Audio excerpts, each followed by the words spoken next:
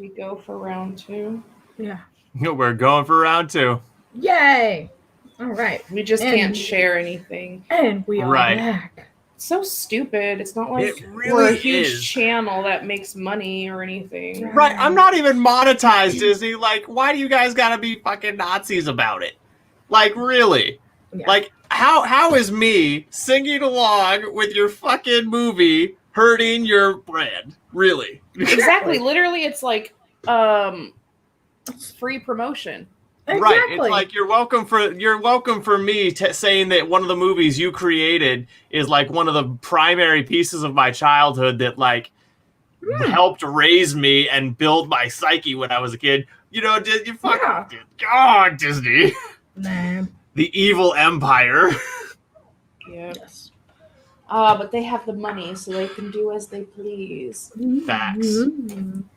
So they don't have to worry about They're like, anything. Yes, we are the evil overlords.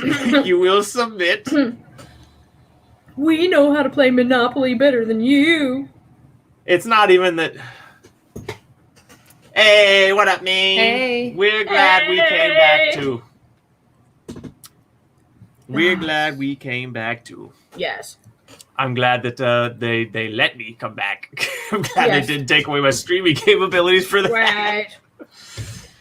Oh, man. I mean, I know if you get like 3, they can take your channel down. But I think if that actually gets you a copyright strike and not like a claim. Yeah.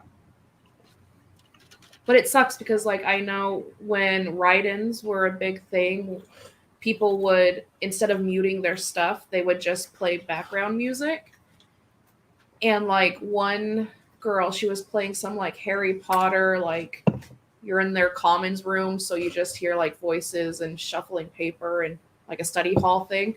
And they even copyrighted that. Like, wow, what? It's so stupid, but that is really dumb. But we're back. I wonder if Billy's gonna come back. Billy will be back. Yes. Billy promised. I went to write your story and I came back and it said stream unavailable. I didn't suck fast enough. I didn't suck fast enough. We didn't leave you, Billy. Why would you do that with Disney? Yeah. Because here's why. Here's why, Nat. Because I am a known non-giver of fucks. Mm-hmm. Yeah. Oh, where is Liv? I'm upset. Oh, hopefully she knows. Yeah. To come I mean, she was in the chat while we were saying we were gonna do that. So hopefully she should be back. Liv is a smart girl. She figured it out. Yes. Or she's just jamming out to that. Let us mourn the lost. Yes. A moment of silence. Everyone, a moment of silence. Yes. All right, now let's party in memory. Who's got the mead, bruh? Yo, fire up the bagpipes, homie. We gonna dance a fucking jig. Yeah. Now I'm just picturing river dancers dancing around like a fucking bonfire and they accidentally summon Satan. You rang.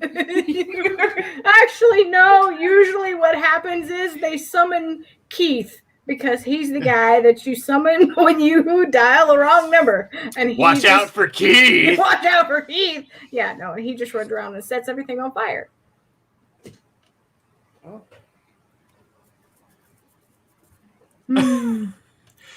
Okay, Nat, I get that, but we were just talking about stuff, and I wanted to put the cartoon up. Okay, right? Yeah, we're part of the audience, man. I want some fun too.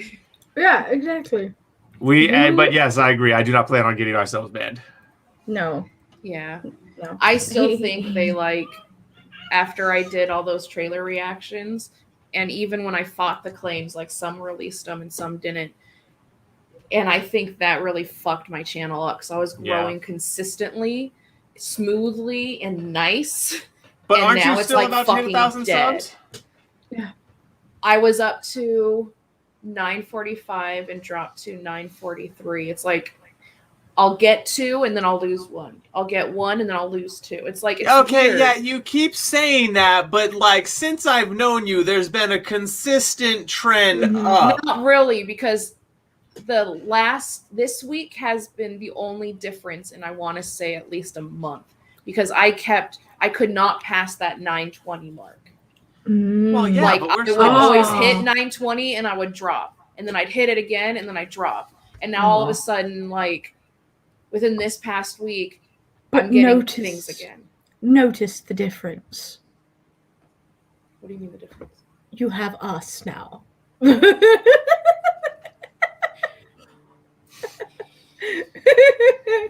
You're welcome. Yeah, I'm just kidding. thank you. I mean, we do like have a lot of fun on our streams, and Yeah. there's no one holds back. No. If you want to say it, just fucking say Yeah. it. Exactly. Right. Yeah. And we brought on all these new people, and This is a very adult channel with very adult things. And it's still family friendly. Even though sometimes If you we grew do up play in a family children's like content. mine. Wait, what? Wait, Kate, what did you say? What channel are you watching? Remember, Katie, we're on my channel. This is not a place. You said family friendly. Yeah. If you're under 12, you should not be on my channel. Yeah. Like, well, Oh, if you're if I from was like under a 12, I would be watching this channel, because I'm not stuck under a parent's thumb saying, you're Yeah, not I allowed to wasn't watch either. anything. I wasn't either for the most part. My parents were pretty lenient, all things considered. I just got to do whatever the fuck I wanted. Yeah, You're like, yeah, you want to watch horror movies at like 4? Okay, but if you wake up crying, you're not watching them anymore. So I got like desensitized at the age of like 5, and I'm like, bring on the horror. Bring it on. Yes, some of us had to watch and read things in secret. Hey, Katie. Complete veer to the left on topic, but I want to ask, how many have you had like many people send you books to review on your channel? I had a lot offer me to like either send me PDFs, Kindle versions, some even physical copies. But everyone I talk to, they're like, don't give out your home address, get a PO box. And I'm not going to pay, like, I think it's like $30 a month to get a PO box, just so I can get like one thing sent to me like a year. So I just tell people, send me the e-arcs. And so I just read it on my Kindle. But yeah, to answer your question, yeah. Mainly horror. Those are the ones that I'm like, okay, I'm down to read. There was a time where I was getting a lot of fantasy, and I'm just like, I don't think you watch my channel. Because they would know my feelings on fantasy. It's not my favorite genre. See, I think that's the real reason you DNF'd my book. The real reason I DNF'd your book, you want to know why? Yes, of course I do. You opened with a dream sequence. I knew it! I fucking knew she was going to say that! And that right there told me no fucks was given during the process of this book.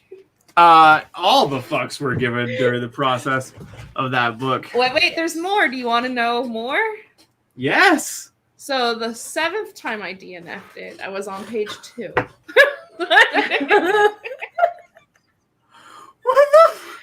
Okay, so at this point, it's not even like you're actually DNFing it. You're just like, oh my god, and this, and you set it back down. There was mention of trees, and I don't know if you know this, Okay. but Oregon has now condemned pine trees as racist.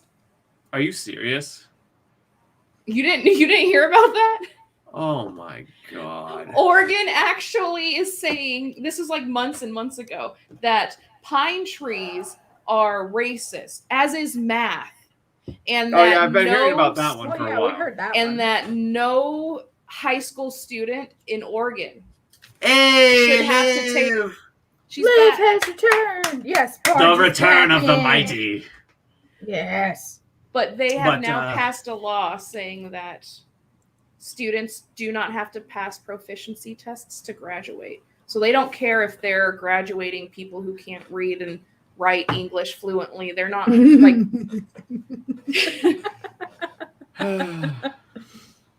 Live is alive. Alive. That pun is so bad that you suck. It's almost a Joel joke. Right. So the 40th time I DNF'd your book, I was on page 5. 40th time. Are you fucking with me, or is that like honest? There was a missing comment, or I mean, there was a missing comma. Now fucking with you, man. The 45th time I DNF'd it, I got to page 6. There was another dream sequence. I'm joking. I only DNF'd it the first time. I haven't picked it up yet, but I did. I was about to say I was gonna ask you, where the fuck on page 2 does it say the word tree? Because I don't remember writing that. Yeah. There are no trees near Dulge's house. No. I'm joking. No, I'm not like. This is the time. Okay, so I got your book as an ARC. Like I emailed you. Mm-hmm.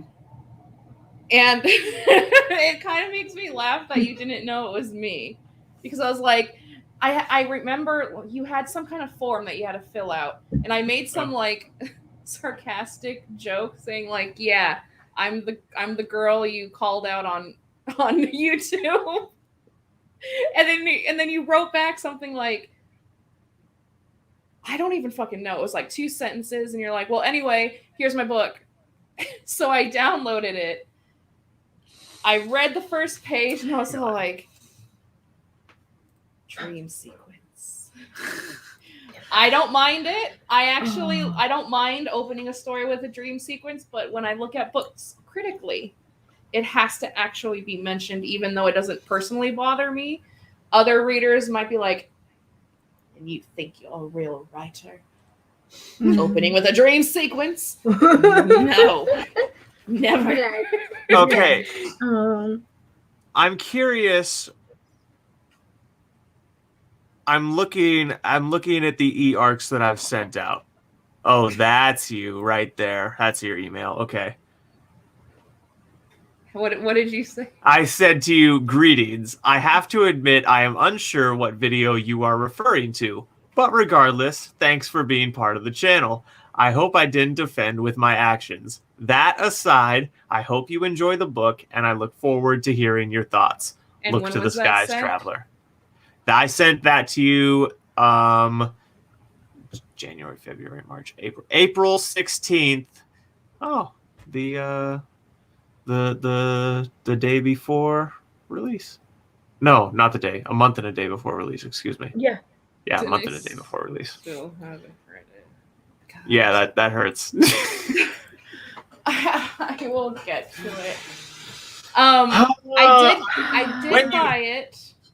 I'm in the middle of reading The Cursed Hunter by Bethany Adazada. When I finish that, I have to read The Enchanted Crown by her so I can finish out reading that series. And then when that's done, I will attempt to read your book. Yeah,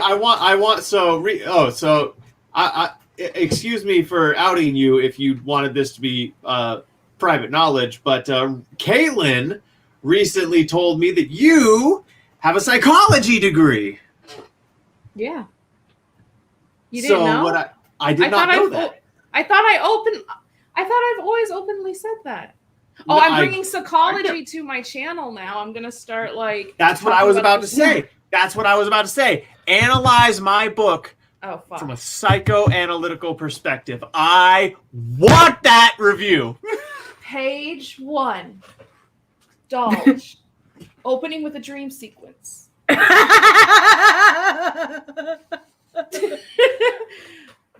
the reason why we DNF. Oh my god. Kat, can you please do a TCT read along? Yeah, like I want to do one for that. I want to do one for all the books, but that shit takes so much time and effort. Yet people are saying they're liking it. But it takes so much time and effort. I might be a little bit behind the bell curve here. What exactly is a read along?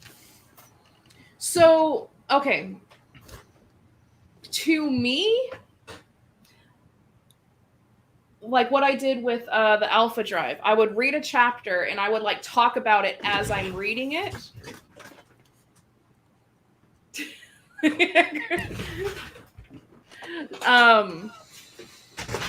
So you just basically read the book, and while I'm reading, I just talk about it, or I'll type up my notes and I'll make stupid jokes and stuff like that.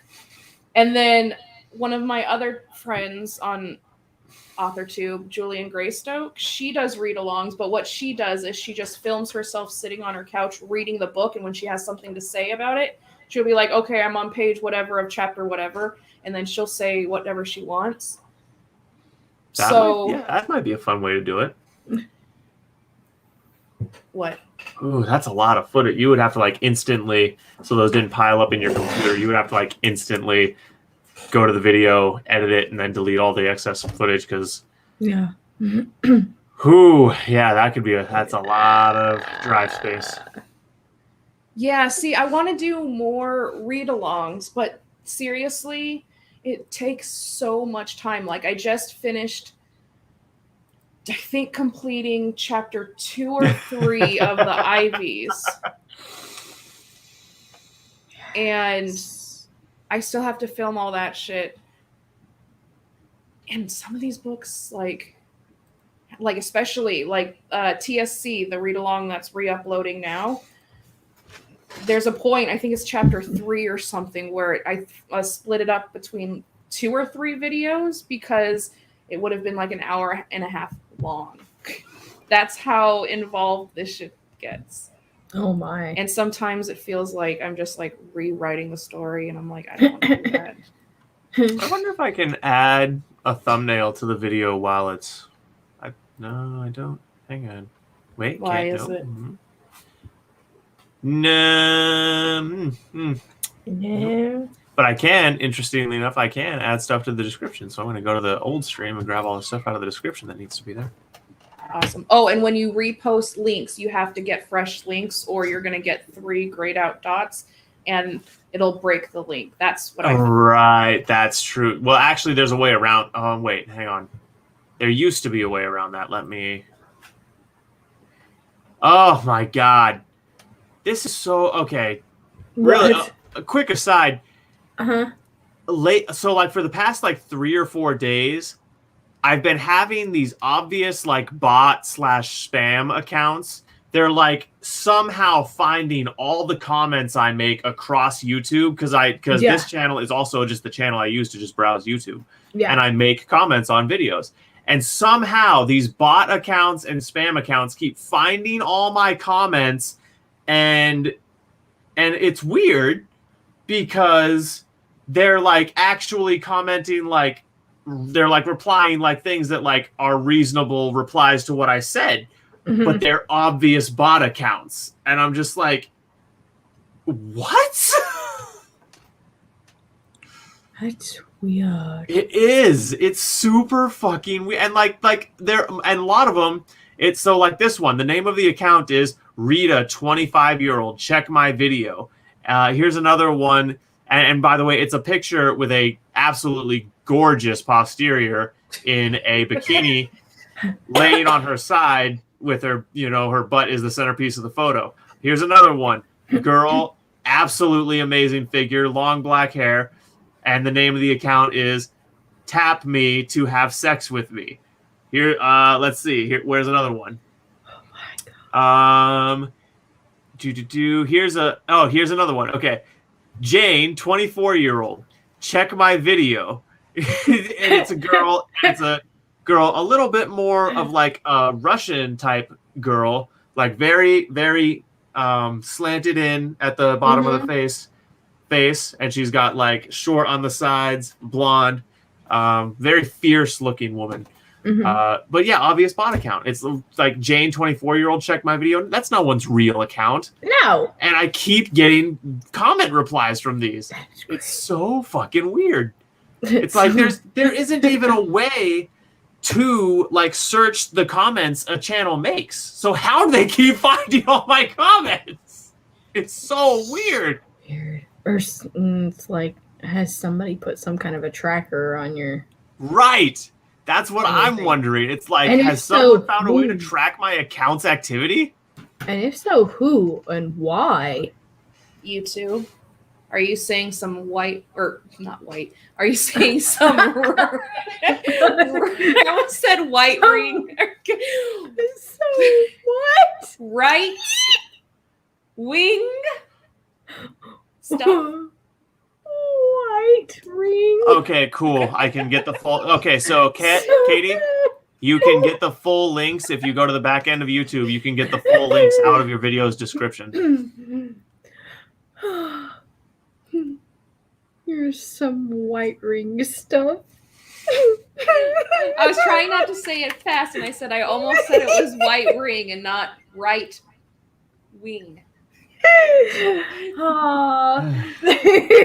Because whenever I post, most of my first comments will just have some random like link to something else, and I'm like, what are you doing? Just like on Instagram, every time I post something, they say promote it here, and they'll tag blah blah blah. Yeah. Oh my god. Yeah.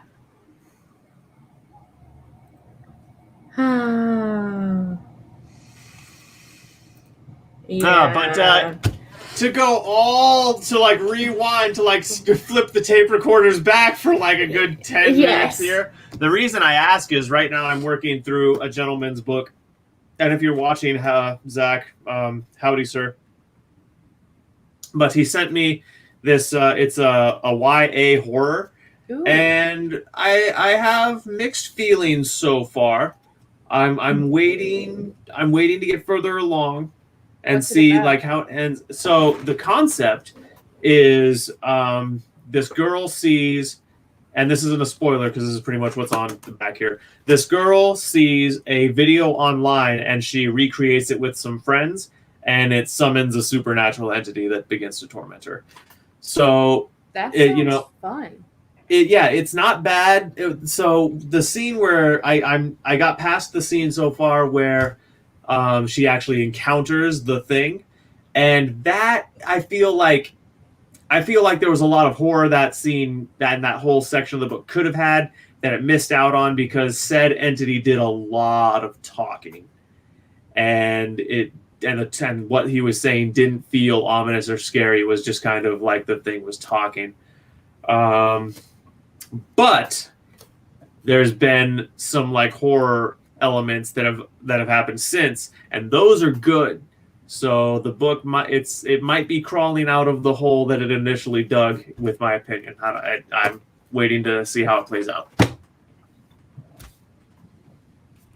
Nice.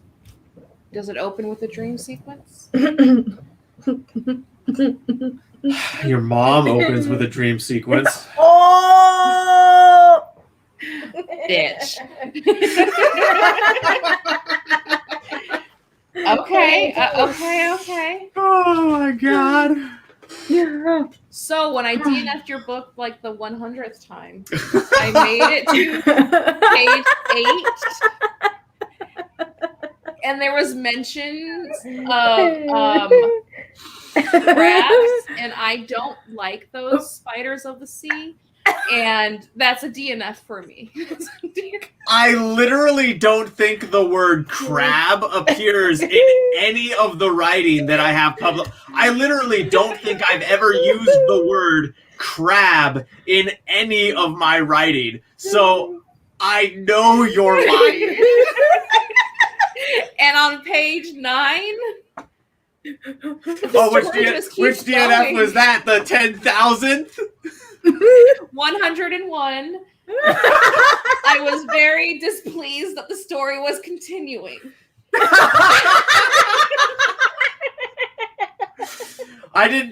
I'm sorry. I didn't know that we were doing the roast of Zach Pieper tonight.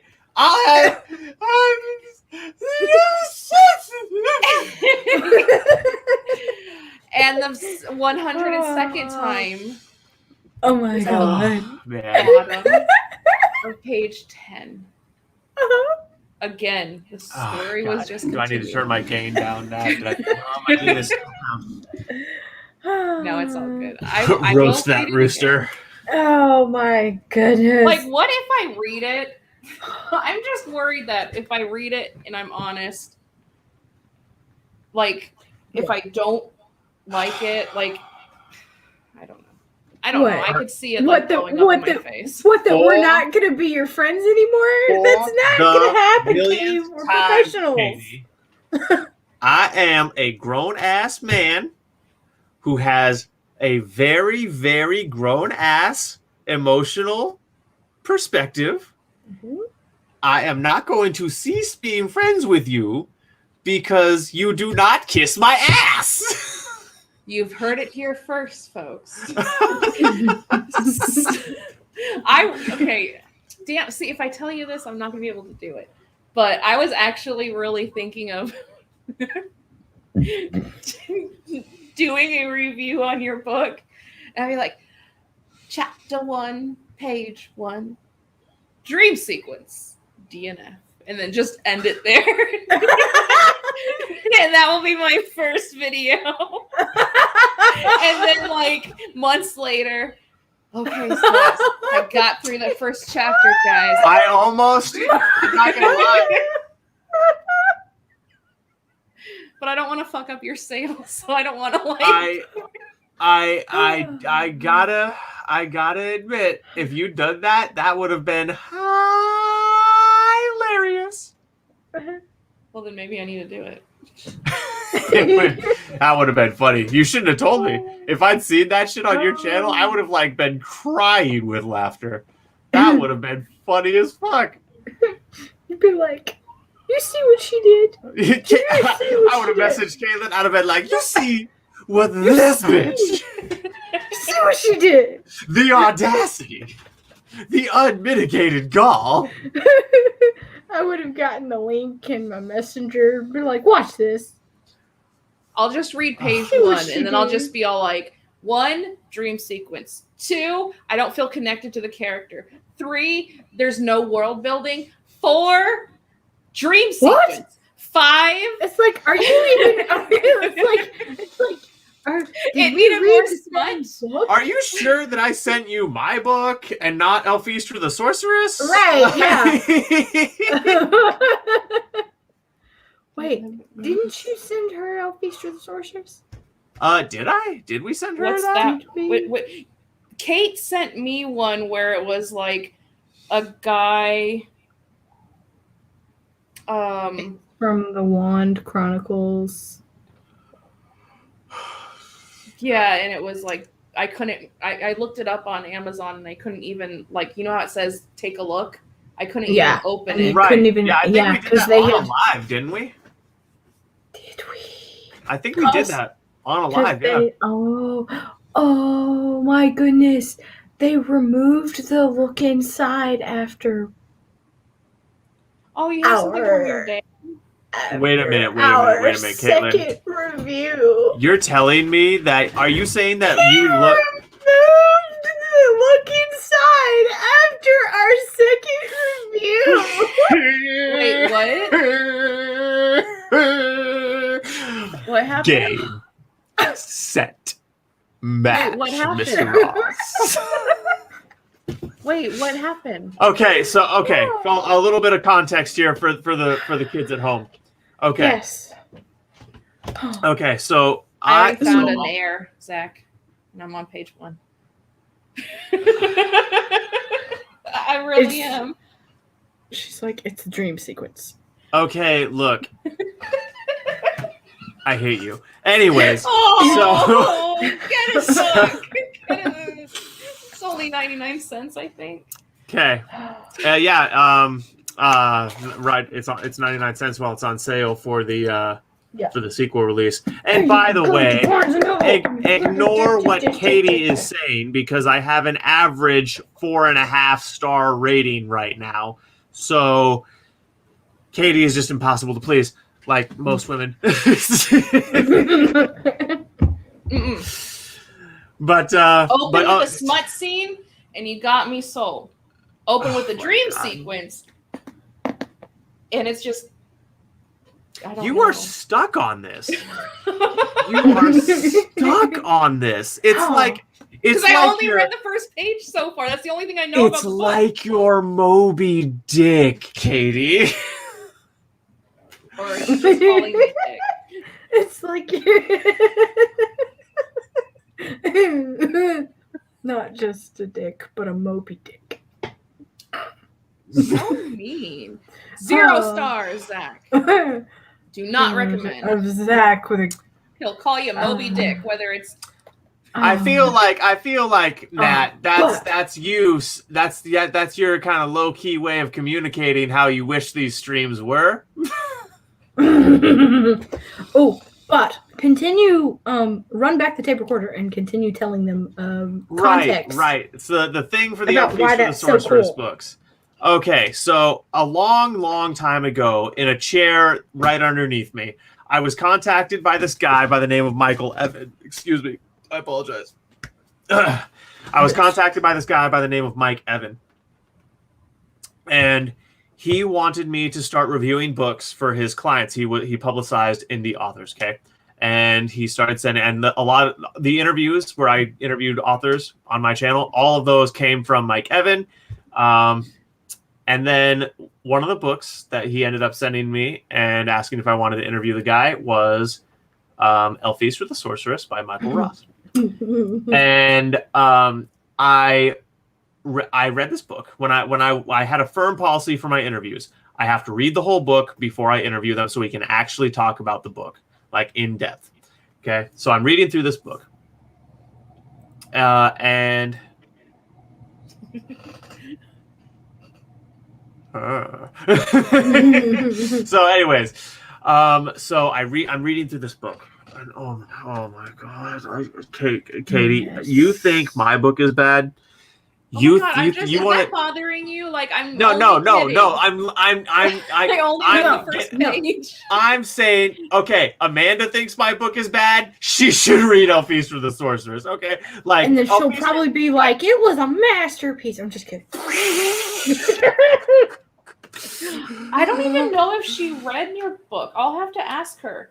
We're supposed to buddy read it, but that never happened in August. If I remember correctly, she said she like DNF'd shortly after her, like, I think she said she DNF'd shortly after the example she gave where I was listing things about one character's mom, in like fucking chapter 2, or is that chapter? That's chapter 1. I know she got further than chapter 1.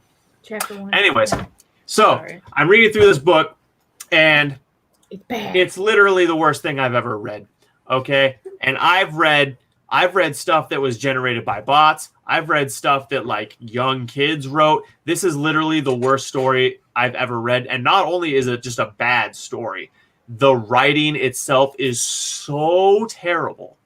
It looks like it looks like a child whose second language was English wrote this. Okay, that's how bad the writing is. And I struggle my way through this fucking slog of flaming shit, okay? Yeah. And I make it to the end of this thing. I'll admit to you, I heavily skimmed the last 50 pages because I just couldn't. It was like hitting myself with a hammer every sentence. I couldn't do it anymore. I like skimmed like the last 70 to 50 pages, but I did finish it. Forehead. Yes. And I contacted the dude and I said, okay, man, I finished your book, but I have some serious critiques about what you wrote. So if you come on for this interview, it is going to be a hardball interview where I'm going to have some very tough questions for you. Do you still want to do the interview? And he declined to do the interview. Mm-hmm. I wrote the review. I wrote the reviews on Goodreads, Google, and I made a video review about it on my channel. Amazon. Thank you. I later get contacted by Mike Evan, who's begging me to take the Goodreads review down, okay? Because apparently Michael Ross is like threatening to sue his publicist over the and he's threatening to sue me. Like this dude went nuts because I said his book sucked. He couldn't. He couldn't. He couldn't. Okay. It's entirely BS. He couldn't. He would have literally. I wouldn't even bother hiring a lawyer. I would just show up to court and be like, Your Honor, can you throw out the suit like right now? I have something to get to. And the judge would look over the merits of the suit and he'd be like, yeah, and you should have countersued, adjourned. Like, it's that stupid. So anyways, so I'm like, okay, I at the time, I don't now, but at the time I had a good relationship with Mike Evan. So I just said, okay, I'm going to do you this solid and take it down because I want to help you out and remove the stress from your life. I told him I'll take the Goodreads review down because that's the one he wanted down, but I said I was not going to take my video review down, and I never did. It's still up. Please go watch it. It's fucking it's like boiling lava hot. So yes, and his review on Amazon is still up. And I put the one on Goodreads back up, and I made it more detailed because fuck you, Michael Ross. So later, the same publicist contacts Katie. Okay, Mike Evan. Wait, don't work with this piece of shit.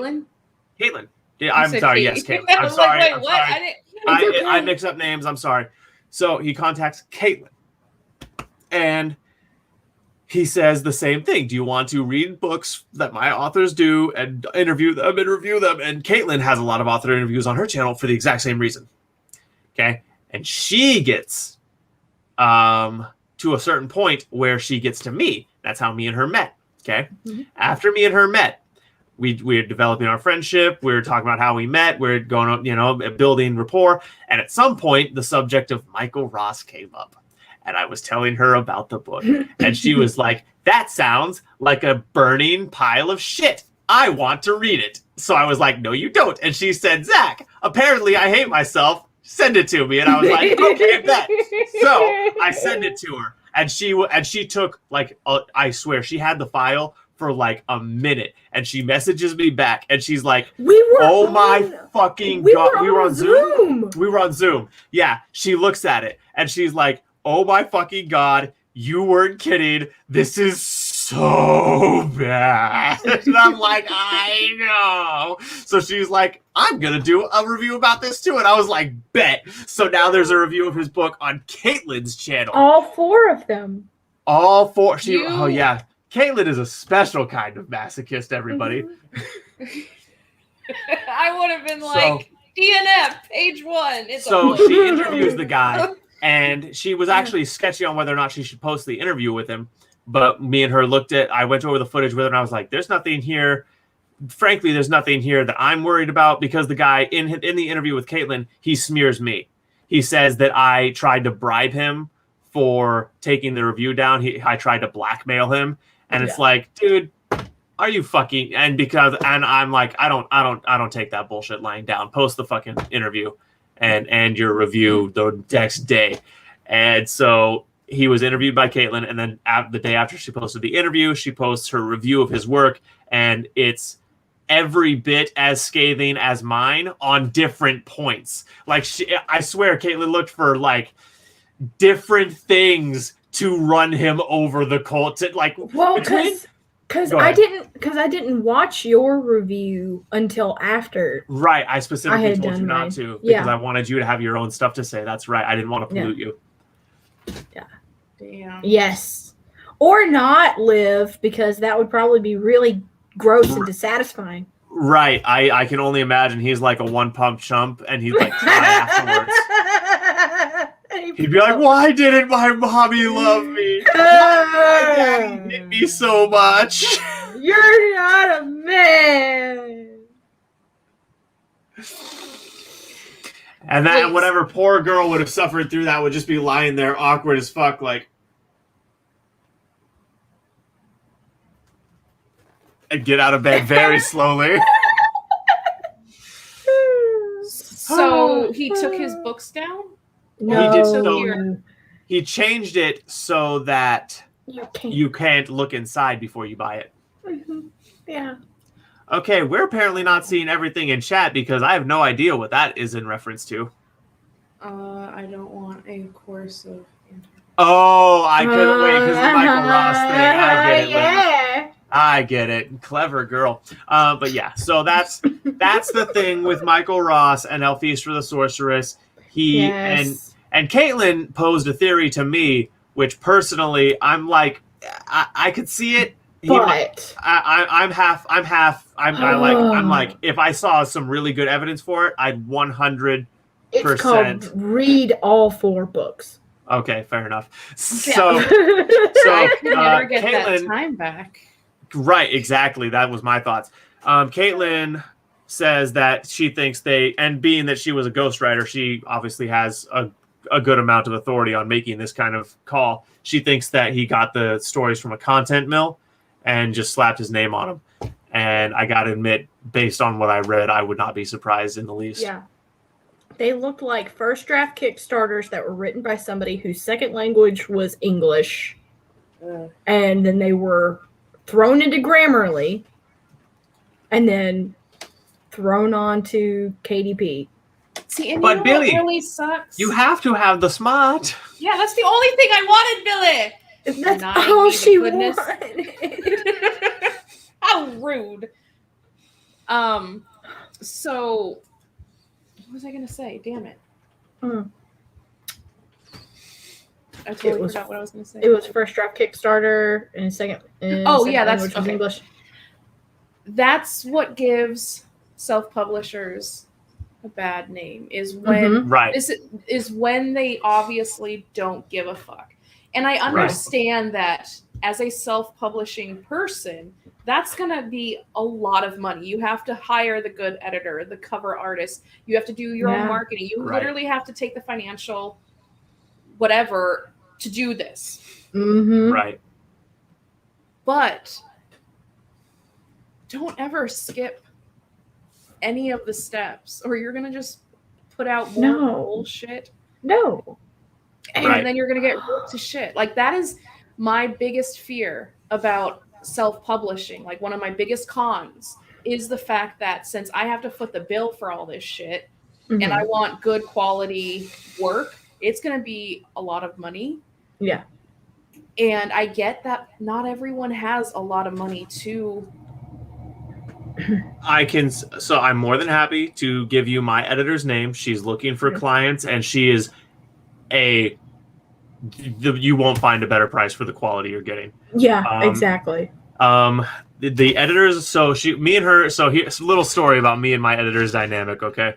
I was going through this, Caitlin and my mom both read this for me, this version, and Caitlin found like 7 problems and my mom found like 12. And I made a list and I said, "Hey Kat, these are the things you missed." And she like had like a mini panic attack. She's like, "Oh, what are you talking? Are you mad at me? Like I mean, that's not even that many for a book that size." And like she had this whole mini freak out. I'm like, Kat, calm down. I'm just telling you this is what you missed, so you can try to dial in better next time. Like we're trying to build a better partnership here. And she was like, "Oh, okay, good. You're not mad at me." And I was like, "Yeah, I'm not mad at you. I'm just letting you know so you can get better." And so well, that's one thing I learned in the editing class is that editors are naturally, you're going to be good probably 99% of the time, but even really hardcore professional ones, they miss. Right. That's exactly what she was saying. So like apparently the editing association that she's accredited through, their acceptable, this was crazy to me, their acceptable margin of error ranges from 20 down to 5. And she was saying, she pointed out, okay, based on the number of errors you found and the word count in here, my error percentage was 0.01. So clearly she's a very fucking good editor. Yeah. And so, yeah, I'll hook you up with my editor. Cat Knot. I have to finish my book first. That's Genesis design and editing. Great gal. Yeah. Great gal. I'm working with her too. Nice. Yep. And Yeah. and about the cover thing, you can get some pretty high quality art out of Fiverr. I'm not as happy with my second cover, but I had the same guy make both of these covers. Okay, and as you can see, both of these are pretty decent art. Okay, this is not bland, generic, like I could do this in Photoshop in 5 minutes type stuff. Like this one is great, high quality original art, and this one, a lot of it is the same. It's just that it's not as high resolution, and some of the stuff he did a little bit more of the style of like I could do this in Photoshop in 5 minutes kind of stuff because I gave him sample pictures to work off of for that one and that one. And that's part of why those have a completely different art style than the rest of the stuff because he used real life photos of me for those.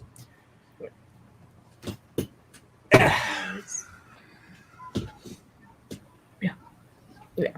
But just don't do what Michael Ross did and don't buy your cover art from getcovers.com for $25. Right. Why? Because there's they're some- grotesque. That's Oh, why. because there's I found, I can't remember the site, but a bunch of cover artists could put up their pre-mades and you get to select whatever the hell you want. Some of them are so good, but some of them it's like here's my pick art. Right. Yeah, I've seen there's multiple sites that have that format. I've seen some of them, and some of the art I just look at that, I'm like, oh my god, that is so fucking good. See, Caitlin, some of this stuff. Oh, sorry. Go ahead, Katie. I don't want to. I was gonna say some of like the covers, like it makes me wish I had an interest in graphic design, because like some were going for like $600-700 plus, and they're so beautiful, and I'm like, I just don't like computers that much. Right. Yeah. Right. But Caitlin, can you? I know you sold the image, technically speaking, but are you allowed to show that mountain thing you showed me? Oh, I sent it to you, didn't I? I think you did, but I don't know if I have it. Hang on, I think you did. Let me see if I can just pull it up. I'm surprised you didn't save it. That's a good point, to be quite honest with you. Yeah, I'm surprised you didn't. Hang on, let me. There we go. Okay, hang on. Did you find it? I'm looking. Because if not, hold on. Where are you? Doing stuff. Yeah. Bob, honey, who just do the thing? Bob, honey, you just do the thing. Did you send it to me in Messenger? I would have if I did. Okay, here we go. Can you just set it down outside, please? Here we go. Hold on.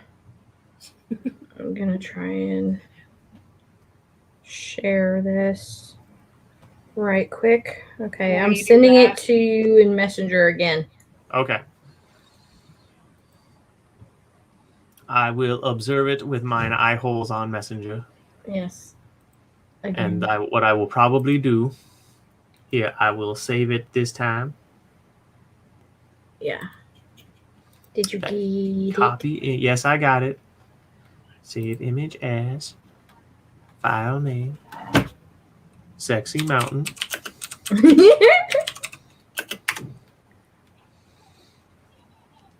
And now share. And not video file. Okay, I guess I'll have to bring it up. Hang on. Sexy Mountain. Here we go. Oh, Billy said, okay, this story of mine sucks. It's not smutty. It's just a monster story. Oh, yeah, we already talked about that, sadly. Yes. No smut. We did. Yeah. Oh, my. Cat. Cat. Boom. Ta-da. Caitlin did that. You did that? Yeah. Wow, how? I had software on my computer. And that's how I did it. And then they changed the software. And so. I like it. Yeah. I like it too. It's a fucking great piece of art. Yeah. It really is majestic as fuck. Like, I love everything about this picture. The high fantasy aspect of it, the aesthetic of it, the fact that this mountain is somehow making me aroused. It's all great. No, I like it. Yes. Yes. And we'll just leave out the part that, you know, I had to risk my life on a counter in front of a mirror and take a picture of myself to model for the sketch. And then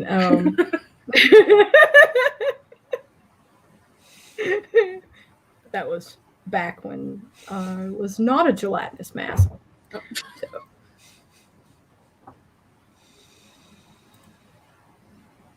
2,000 words. Ooh.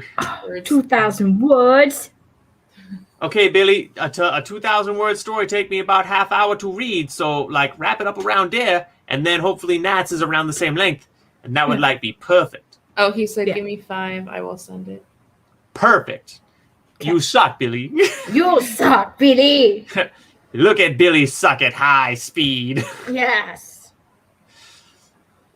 Okay, well, that's perfect. Then what I'm going to do is, seems how he said that, I'm going to, at this juncture, use the little boy's room. Okay. Even though I'm a full-grown man. And I'll be right back. Jesus. Wait, so is that going to be the cover of your book? Or you just No, I did that like ages ago. Nice. No, it was actually it was really good. I liked it. Yeah, because I used to do like painting and illustration and stuff for some different like science fiction and fantasy magazines as freelance. It was also part of my cover. What do you mean? As a ghostwriter. Oh. I was like, yeah, you know, my name is on here because I did your artwork. Yeah, sure is. Oh, so wait. So you would do the ghostwriting and then have to do the well, for some of them I would do the ghostwriting, and then some of them like, well, that was if it was like short stories and shit. Sometimes that's how I would hunt. So, well, like, I would be like, hey, does anybody, because that was the code that we would use sometimes. Anybody need any cover art? It's basically, I am covering your ass by, you know, making you look like you have talent by writing your stuff, you know. Okay, that's... We can't hear you, Zach. Yeah. Oh, now he's freezing. And now you're freezing. What is happening? Oh dear God. Paranormal deranged smut with huge animals. And now he's completely frozen. And munchies is a lot to fit into one story. Oh my God. You can make it like... Oh, and now he's gone. But we're still live. Yep, we're still live. We are. Yep. So now we have completely, don't know.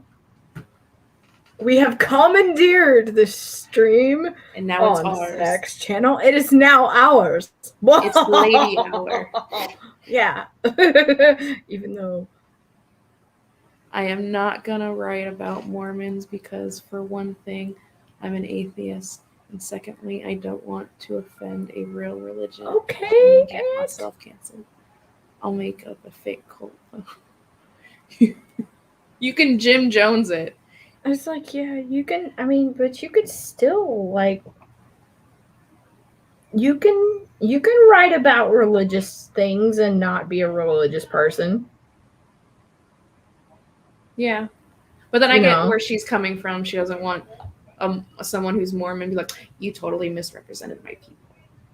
Be like, but prairie dresses in our district. like what? Like you don't, I don't know, join a whole bunch of potheads in a basement and eat Tito's? I'm still thinking about like all the people in the basement. They're all Mormon, and they were just Mormon missionaries coming to talk about their Lord and Savior. Yeah. And she's like, "Yeah, come down in my basement." Oh my god. I'm trying to figure out what the fuck happened to Zach. Yeah, I totally get you, Nat. I don't know. Maybe he had to restart his computer. It's like, what happened? It says he's...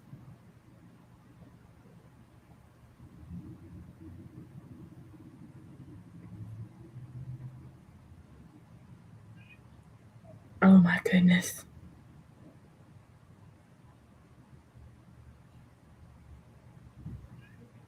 It's like, yeah, because your stream is gonna be live until you can close it, man.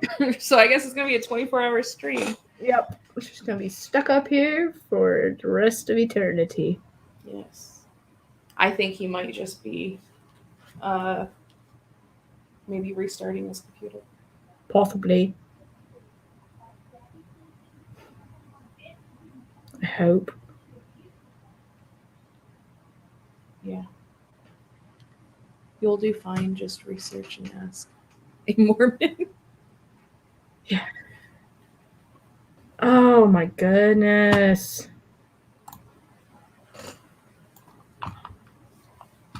Billy's back. Yay! But we... Oh no. Yeah, send it to Zach. Yep. Send it to Zach. And hopefully he will be back very soon.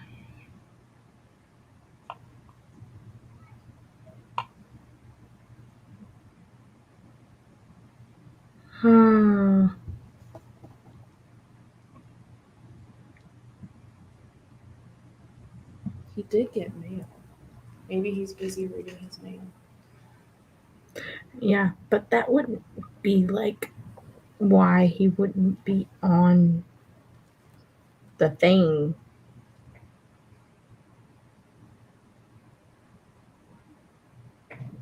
He said, my computer is frozen. Am I still on? No, you are not.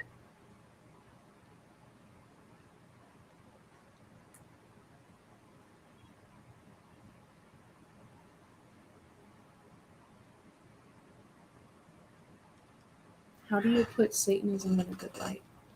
Well, our Lord and Savior Satan brings us cookies.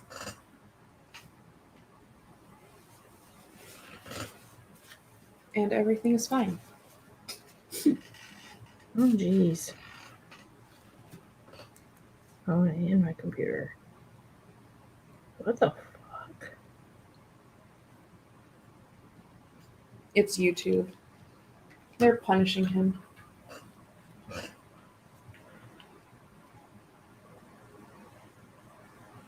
Oh my goodness.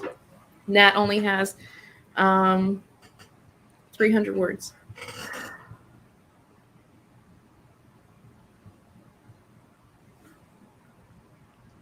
So, what do you want to talk about before he comes back? Well, he's in the process of returning.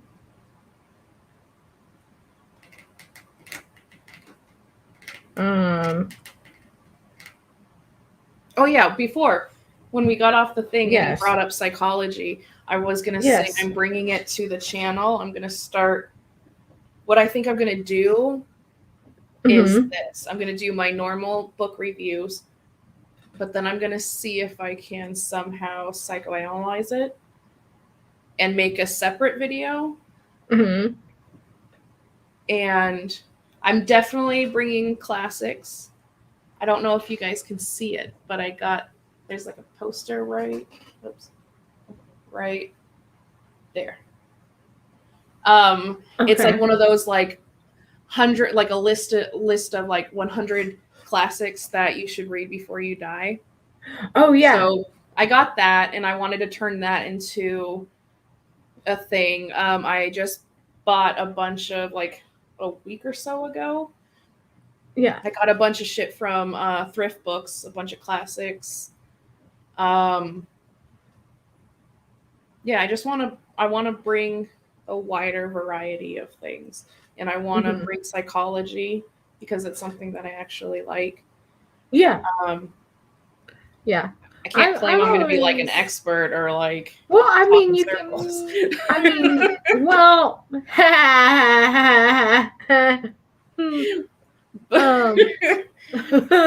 Yeah, you don't speak in a vortex and not answer things, directly, indirectly, because you don't actually know the answer. Because, that's not how actual smart people talk. Yes. It's not supposed to be anyway. So yeah, I've always found psychology to be a little more, I guess I would say, fascinating. Yeah. See, I just love it because I love abnormal psychology, like mental illness. I wanted to go and get my master's because I actually did want to at one point. I wanted to become some kind of, I don't want to say therapist, but I wanted to work with like criminally insane people. Yeah. I wanted to do that for a long time because one of, I shouldn't say a favorite pastime, but ever since I was little, I was obsessed with serial killers and death and dying. Yeah. Like I still to this day watch a lot of true crime documentaries and read. Liv is right. Abnormal psychology is fascinating. Yes. And Zach says that he will be back in just a sec. Okay. But anyway. But yeah, so like I got a bunch of classics I'm going to review. I'm going to do the analysis and summaries and stuff like that. And hopefully I can still make them funny so it doesn't feel like a lecture, but it's like entertaining. Yeah.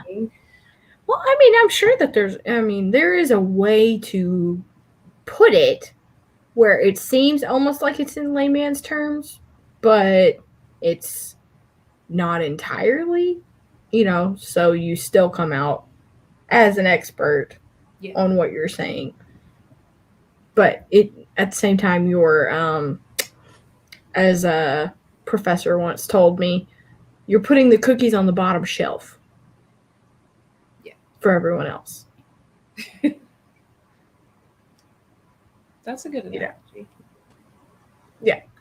Hey, our fearless leader has returned. That is interesting that I disappeared and we reached the highest consecutive viewer count. They're just so here far. for me and Kate. Oh, we were talking about abnormal psychology. Oh, I'm down for that. Let's go. And psychology and stuff. Yeah, and how she wanted to be a psychologist for the criminally insane. Yeah. Oh, that sounds like a fucking... So that sounds like it would be both, like, fun and, like, mind-shattering at the same time. I mean, because, like, imagine. Yes. Like, I always wanted... Okay, so I was telling Caitlin that ever since I was young, I've always been obsessed with serial killers and death and dying. Like, have you ever seen the movie 13 Ghosts? Yeah.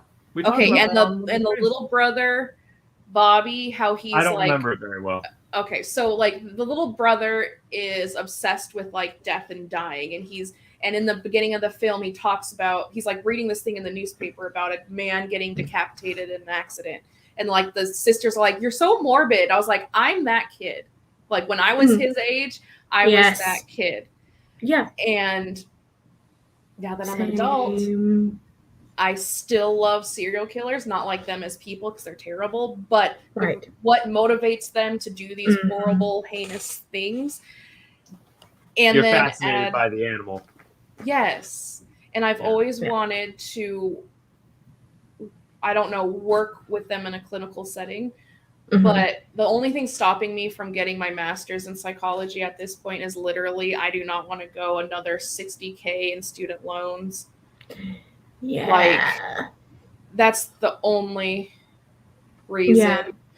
That, and I kind of want to get my master's in, like, English or something, because maybe I can turn that into... Well, I mean, if you did that and you still have your bachelor's in, psych, and then you could turn around and do like some kind of investigative journalism, and you could still work with the criminally insane and do like true crime analysis.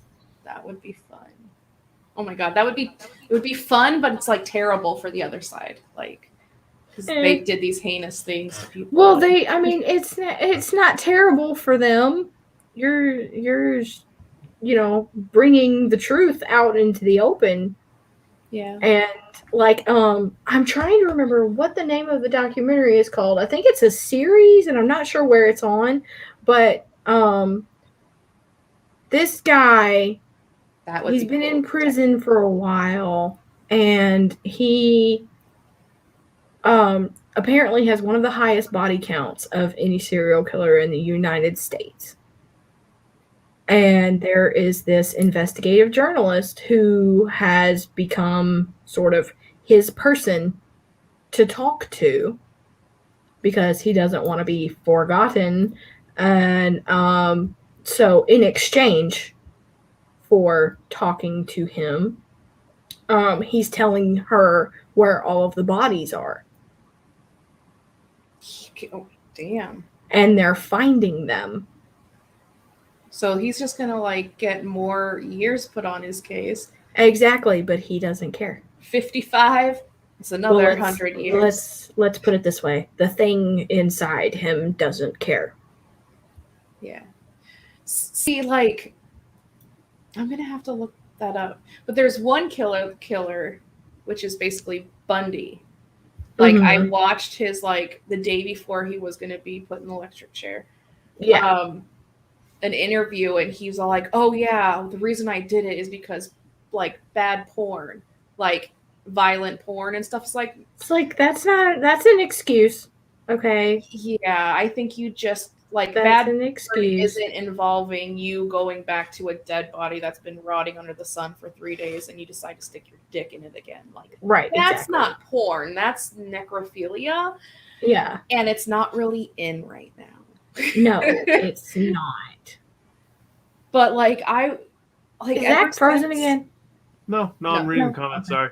Ever since, like I saw that interview, I always think, how fun would it be as if there was a national prison that was literally just built for serial killers. Mm-hmm. No one's getting put to death, but they're being studied, and after they either die of natural causes or get shanked by one of their prison buddies, like, their brains will be studied.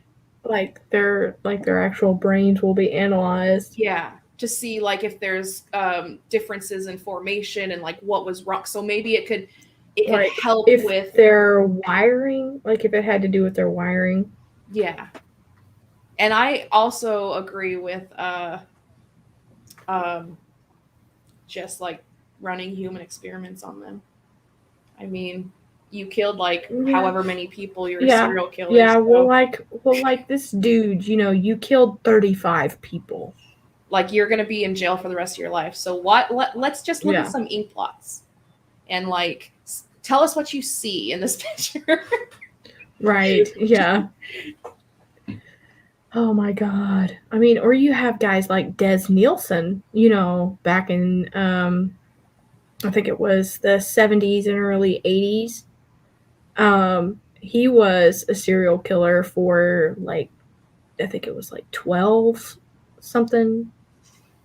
Like, I don't think I've ever heard of it. Like 12 years or so. And it was over in England.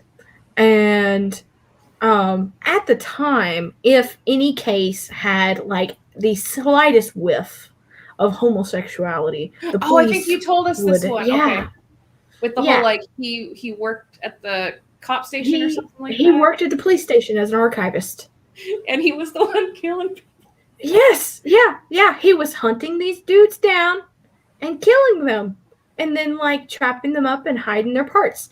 And they never would have found him had the arm not got stuck in the drain out in the street in front of his house. And then he was like, "Oh yeah, it's mine." And they were like, "Ha ha ha ha, you're funny, Des." Ha, ha. And he's like, "No, seriously, it's mine. Yeah. I have more." Like I'm running out of room. See, that's when you bring the Wow. body to a pig farm, because pigs Yeah. will devour bodies. There was Yeah. actually a case out here in Oregon. This woman, she was killing migrant farmers or like the help and stealing their like food cards, their like whatever like government benefits that come on like the cards. She was stealing them and then feeding their bodies to her pigs. Yeah. So it's like they were never there. And she Right. was doing this over and over. And she did it, I want to say, like at least five people, if not maybe more. Mhm. And the only way I found out about this story was, I don't know if you listen to this podcast. It's called "Stay Sexy, Don't Get Murdered." Or no, that's their catchphrase. It's My Favorite Murder. I'm sorry. Oh yeah. Yes. My sister listens to that.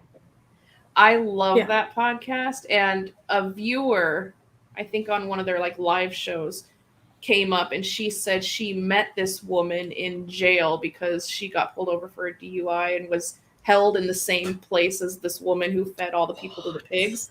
And she was all like, makes you never want to go back. Yeah. So, are you ready to read Billy's sucky story? Well, I actually sent it to you You sent it. Why'd you send it to me? because I like some of the voices you do sometimes. So you read this one. You want me to? Oh my. Okay. I will read it. Gosh. I can't be the Putting on only like a one. kid voice. I can't be the only one who does the silly voices and acts. Oh my goodness. Well, then she'll read this, but you have to read her third installment of her story. Yeah. I've already come to understand that you people won't rest until I read that Oedipus bullshit. So the next episode isn't about that. So yeah. Oh, I thought it was. Yeah. Well, the next installment of it is not the dude and his mom because I had to introduce the FBI agent. Oh. yeah. And in good smut fashion, he begged. All right. Here we go. And get this thing to open. Come on. Do it. Hide your kids, hide your wife, and hide your husbands, because they raping everybody out here. Ew. Oh my god, I was thinking of You don't have to come and confess. We looking for you. We gon' find you. We gon' find you. All right. Here we go. Hide your wife. Are we ready? Oh, Even yeah. Oh, though my body is ready. it's ready.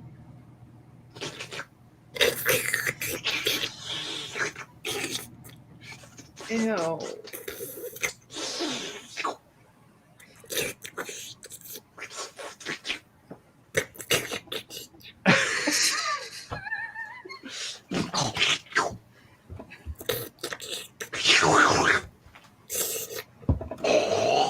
Why do I feel like Kate is Russian?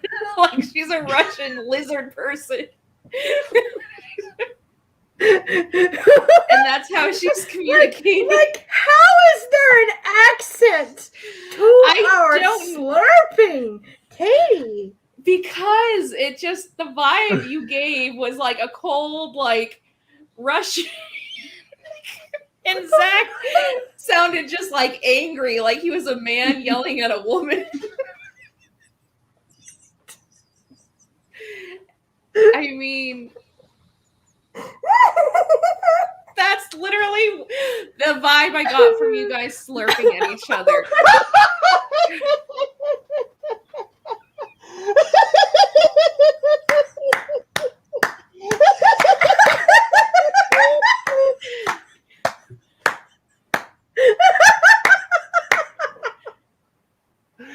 No, They were just making slurping sounds. That was the best time to join.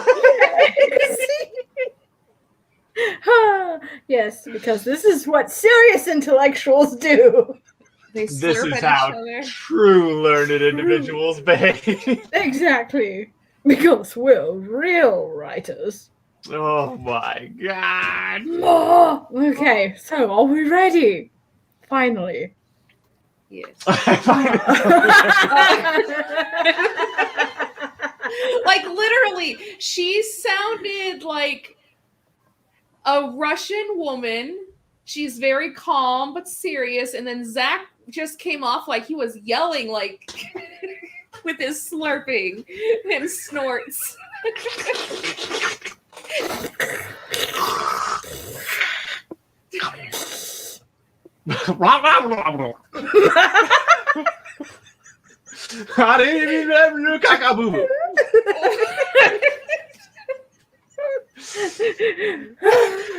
Bruce Almighty, Evan Baxter, his hair on fire. Oh yeah. I love that movie so I much. do too. Oh my god. Oh, Oh, If you Cameron, like- at some point you were supposed to read the thing. I was supposed to read this. Do you wanna- and we do you want keep to, getting sidetracked. Do you want to do it this way? Do you want to swap off like every page or so? We can. Okay, let's do it that way. Okay. We do it that way. We do it that way. Okay. Do you want to do it at like the time split part things? Does he have a lot of those, or is it just the one? It's a lot of those. There's like a Halloween night in 1980, and then we time travel to 2010, and then we go to Perfect. 2020. We'll do it every time split. Oh, actually, let's do it this way. So there's let me hang on. Is there an even split of stuff in the past and stuff in the future? Pretty much. Yes. No banana. 1980. Well,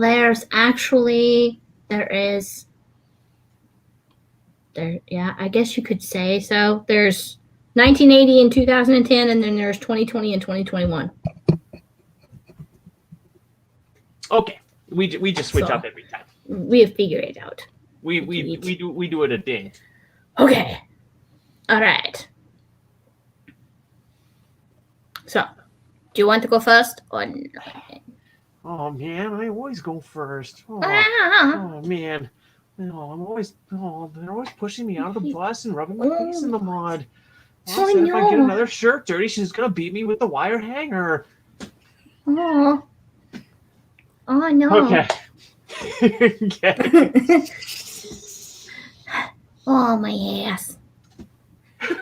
Oh, my ass. The Beast and I. I love this typo. The Beast and I, and paranormal romance. Because the P was silent.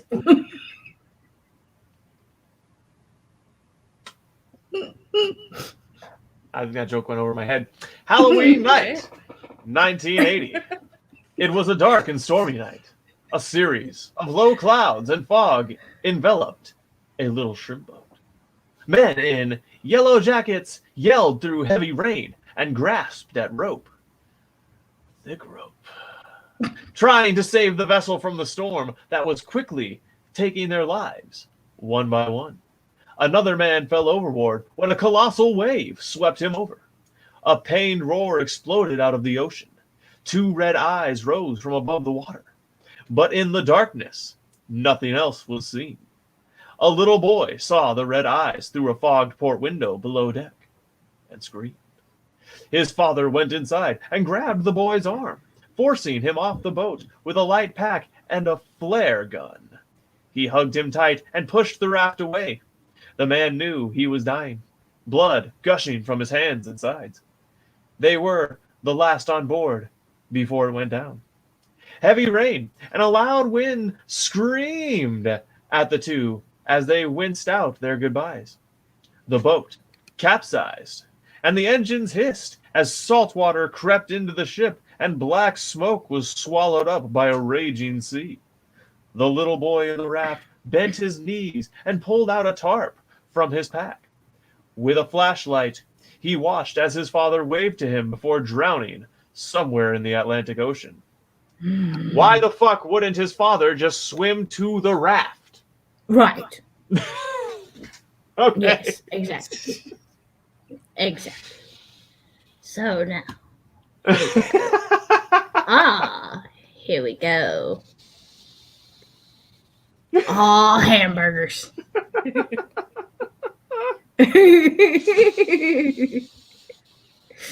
Oh, Oh, man.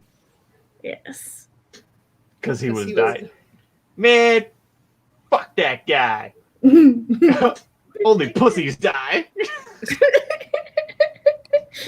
That sounds like a good book title. Only the weak die. That would be a good book title. I'd pick up that book just based on the title. Offenses infirmitas. Offensus infirmitas. Yes. All right. 30 years later. 2010.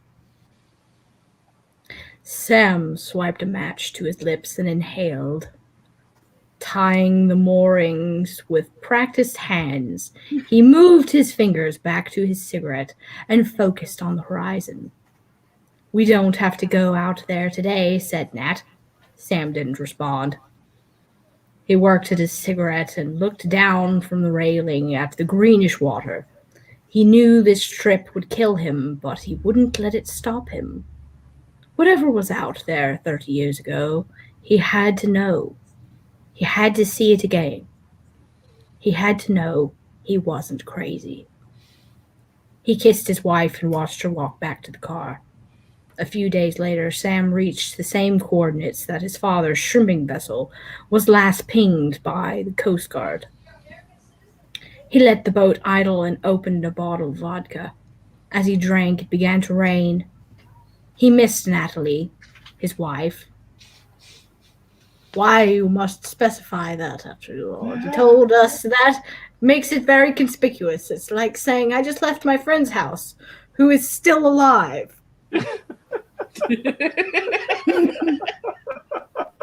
I assure you, nothing bad happened to my friend, and now I'm just going to get a plane ticket to visit my grandpa in Peru.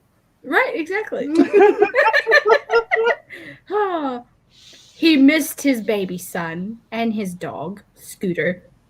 He knew he couldn't go on. Whatever almost killed him all those years ago had won.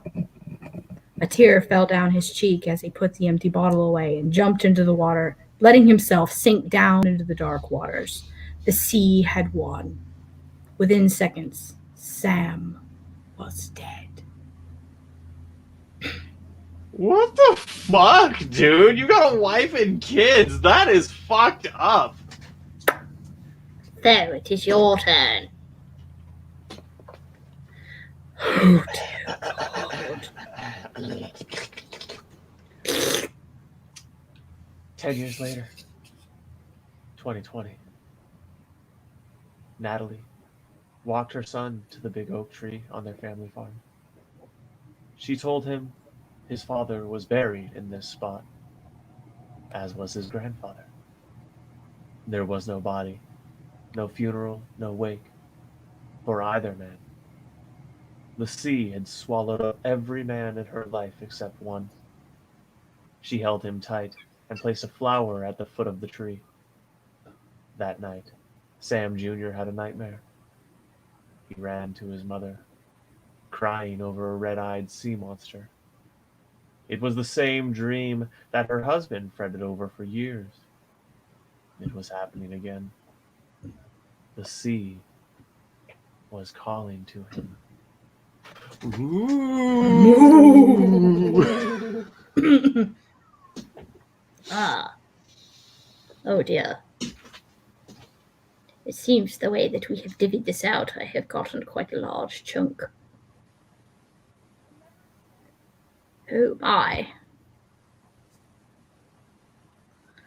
Thought this was supposed to be bad, Billy. Well, no. Billy's like, oh man, I He's actually sucked so good. Oh, I'm such a fuck up. I did. He's like, I accidentally wrote a masterpiece.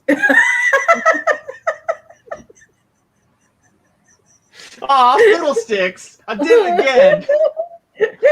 I set out to suck and I won a Nobel Prize. God damn it. Oh my goodness. Is that like when you tried to rap badly and it turned out? Yes. It's exactly like when I tried to suck at rapping and somehow my bars were still fucking fire. You were like, wait, this isn't terrible. Oh, gee, thanks, Billy. It's nice that it's nice, Billy. See, Billy, that just warms my heart because it's so good to know that someone watches the stream who does in fact hate me. You get your Oedipus back, Zach. It's okay.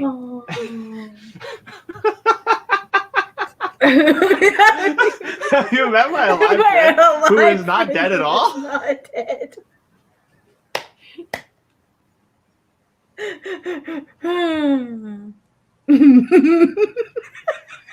Hello. Yes, I would like to, just bring you into this room where you can meet my friend alive. I mean my friend who is alive.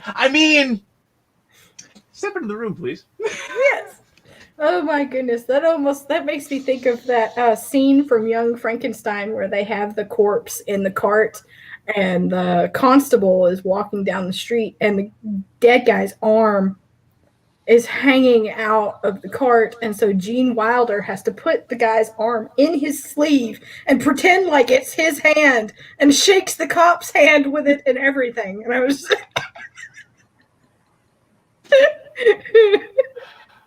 oh, all right.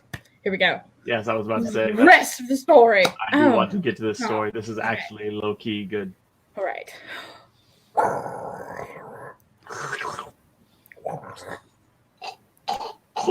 Oh.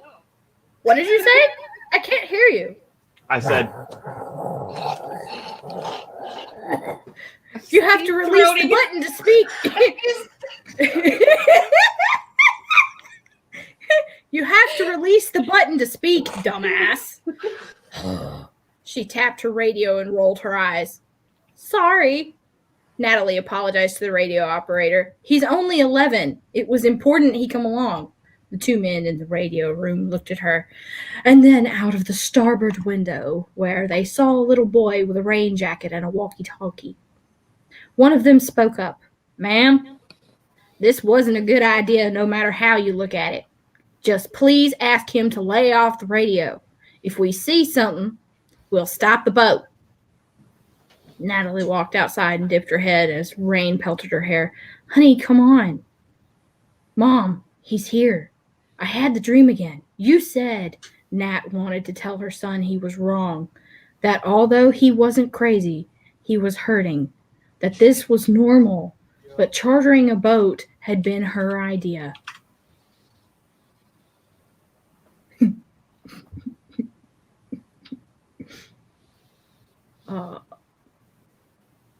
She didn't and couldn't justify the expense, but the therapists had told her this was a good idea since the boy had kept requesting this trip.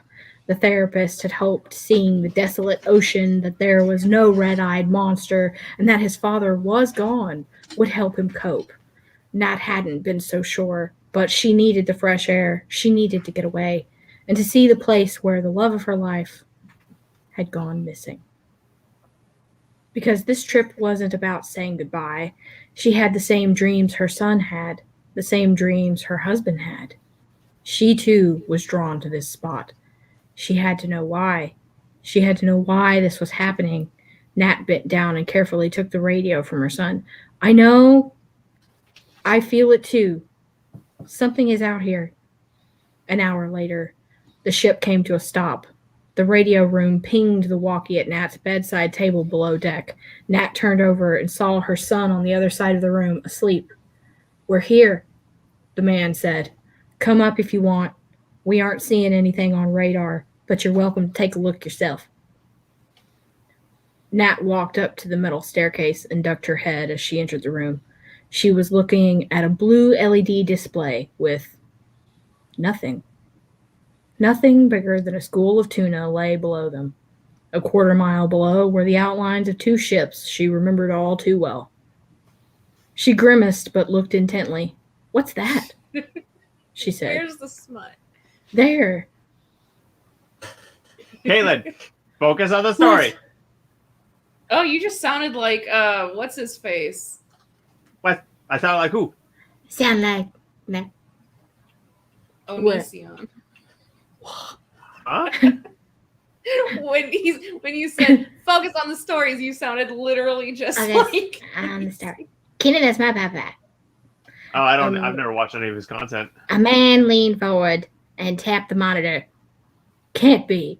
He immediately ran over to the captain and whispered it in his ear before hurrying back. "Sorry, ma'am. Didn't want to offend you, but it looks like a body. It's gaining elevation. I suggest you stay inside while we..." Nat ran outside and saw her son, Sam Jr., already at the railing. She peered over as a mat of brown hair breached the surface of the water, a pair of reddish-brown eyes looking back at them. Sam Jr. held his mother's hand tight. It was his father. That night, Sam was brought aboard and told his family what had happened. A giant creature had risen up from the depths and swallowed him whole. Oh no. He couldn't explain. Oh my. He couldn't explain how he knew it, but he felt himself drown, and yet he awoke in an underwater city. The monster was an entity that was used to scare off people who came too close to this place. Plot twist. And to transport souls to and from the city below. Sam told of how he met a woman there, Olivia. Every day with her made him forget his old life more and more. Be like, "Dude, you may actually be about to die because you're telling your wife this, sir." Months had gone by until finally, today, he knew he had to come back. His wife asked what it was about Olivia that could make him forget his family, and Sam protested. "It wasn't that, honey. You don't understand. I wasn't me down there. I was someone else." Nat pointed out that his mother was Olivia, and it wasn't the same person. Surprisingly, Sam nodded. "It was my mother, but I loved her like she was my wife. At first, I wondered why it wasn't weird to me, but then I realized I was sharing thoughts with my father. We had both drowned, both died, swallowed by the big white whale and reborn again. Because that's, I don't know, not a metaphor for semen. Anyway, even Olivia, as he'd known her, wasn't really his mother, wasn't really his wife. Sam wasn't Sam anymore, but both father and son living as one. Oh, I like your rhyme there, sir. He spoke of how he would lay Olivia down and bed her. Sometimes he'd kiss her and she'd moan, and he would have a flash of Sam's memories and pull away from her. But then he'd have a flash of his father's memories and savor her. Zach is like a dying cockroach.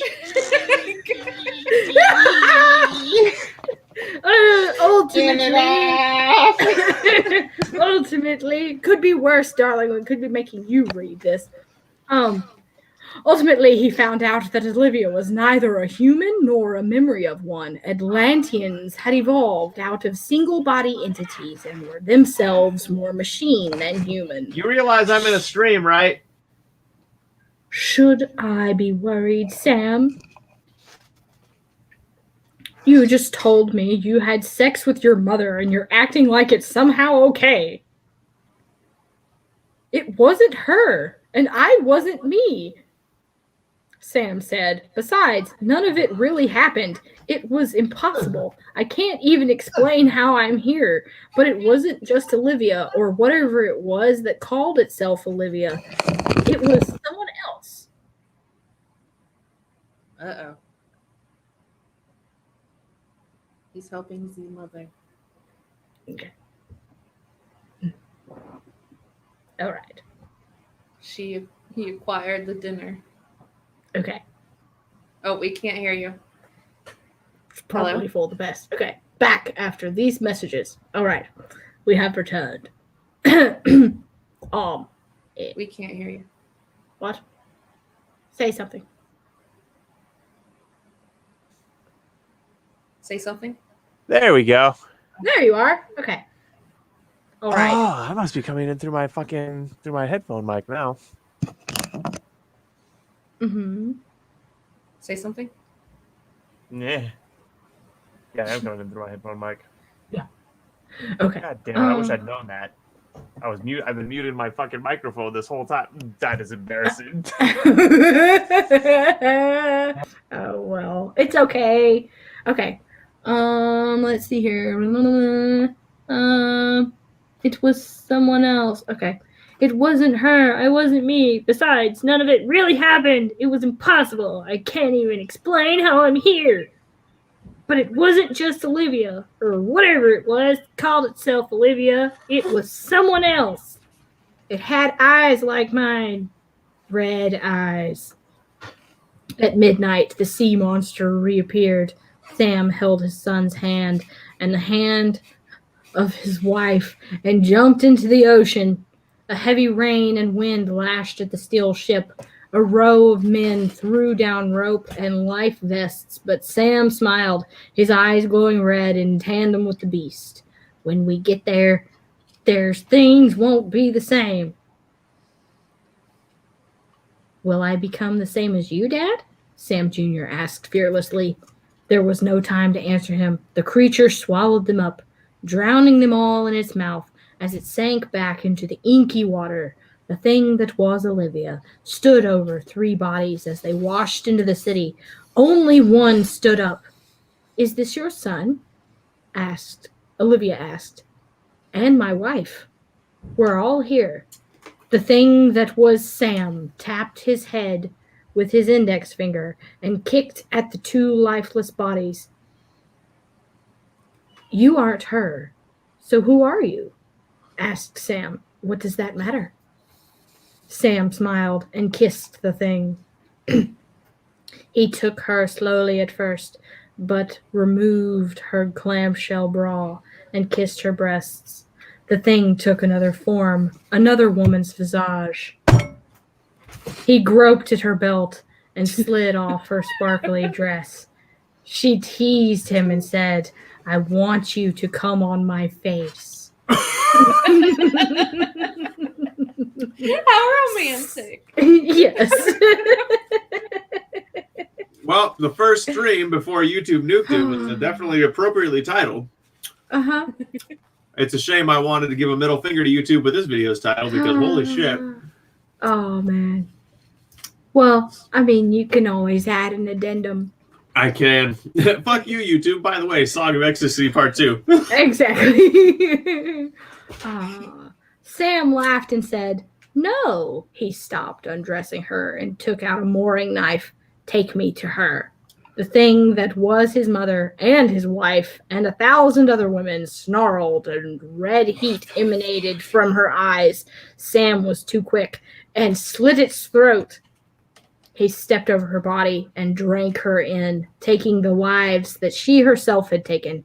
He would now be strong enough to face her. The thing that was Sam killed the guards outside the undersea palace and drowned anything alive in its own blood. The red in his eyes glowed with each kill. His shirt was covered in blood, even though he's underwater. How this happened, I didn't understand. Anyway, falling on the floor. Sam found the witch sitting on her throne. The monster swirled behind her in a wall of invisible glass that shielded the monster from her like a bulldog. Sam walked up to her and kissed her passionately on the lips. The sea witch struggled to push him away and stabbed him with a curved dagger. To no avail. Sam had become too strong. She fell for him and could do nothing to stop it. She fell quivering to her knees and wrapped her lips around every square inch of him. For a few minutes of bliss, it was as if two lovers were embracing each other, but Sam was just toying with his food. When he was done, he slit her throat and drank in her power as well. The blood was spilling out of his sides. He was his father. It was that night he looked past the invisible glass wall that separated him from the sea. From beasts with red eyes, he saw himself. He saw Sam with a flashlight, waving to him. The thing that was Sam and Sam's father smiled, and the red light in his eyes flickered as he realized he had finally put a stop to the curse. The witch gulped her last breath of air before passing away, and the magic that built the city gave way, drowning everything in sight. The last thing, the thing that was Sam saw, say that really fast 3 times, Right. was a sheet of red before him. Then he, once more, was swallowed by the sea. You know what this kind of like this feels like to me?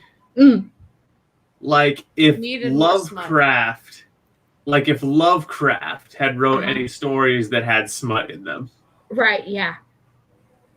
Yeah, because this is very Cthulhu-esque.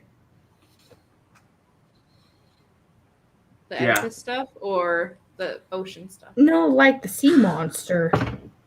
Oh yeah, because Lovecraft, he's known for writing stories about dudes fucking their moms. I know. That's why everything he wrote had at least one character who boned their mom or wanted to bone their mom. That's like Lovecraft's thing, Everyone knows that. No, he was just odd and long-winded. Very. Yeah, I'm working my way through the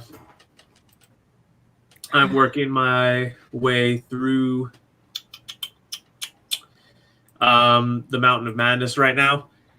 And it's like, oh my god, dude, we get it. The mountains are ominous. It's cold. It's windy.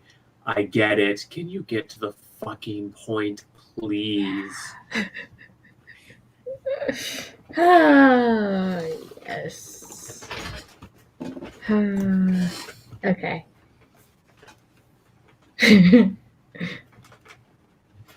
Isn't that just romantic? Like, that's true love. See, Right. it's jokes like that cause the men in my generation to want to distance ourselves from the women in our generation. I'm just saying. Oh. There would be so many more There would be. tentacles. She's not wrong. Yeah. She's not wrong. Ultimately, this was a story that was cursed by a witch a long time ago, and every male was summoned there so she could feed on them. Oh man, that sucks. Oh, literally. That would be like a that would be a good plot Oh god, that's gross. for like a full-on book. Yeah, Billy, actually, you might want to take that concept and make that a full book. That I could see people buying that story. Yes. You might want to write that book, bro. Just Yes. make sure there's a We lot will. of smut. We will And make me promote it here. a character. Yes, we will promote it here. I will review it on my channel. Yes. I will I want co-writing credit, and I will claim that co-writing credit proudly. Yes. Yes. We were shouted from the rooftops. But yeah, It's man, fucking I would read amazing. that book. And make I'd the read the girl a fuck out of that. redhead. And make me one of the men she gets consumed by.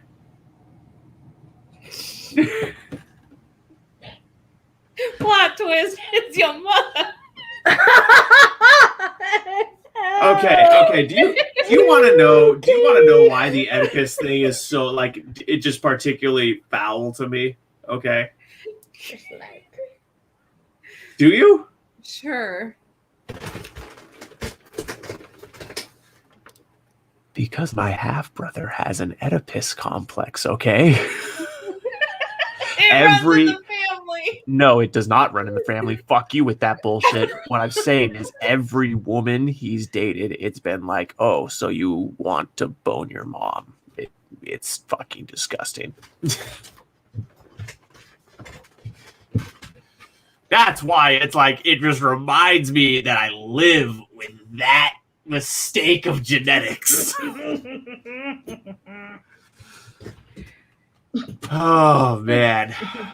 So, yeah, Katie, if you could not, I would appreciate not, like, wanting to puke on my stream. Oh. I'll leave the mama jokes. He Hello. will pull. No, you can make your mama jokes, just not you want to fuck your mama jokes.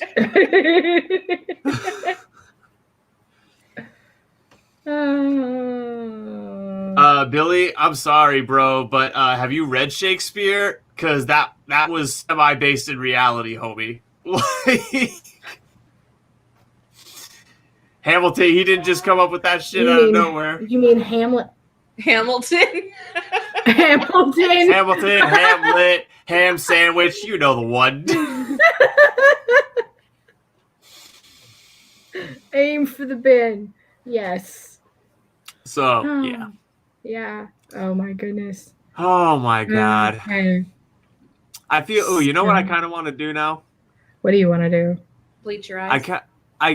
What? Bleach my eyes? Bleach your Yeah, that'd be eyes. nice. And my ears can I just like drink bleach and have it circulate through my system? You're just Oh my bleach God. man now. No. The mainstream media told me that someone said that, even though I don't think that person really said that. No. Wait, said what? It's a joke. If you didn't get it, you didn't get it. Oh, I shall have my revenge, Billy. I shall write my own sucky story and make you a character.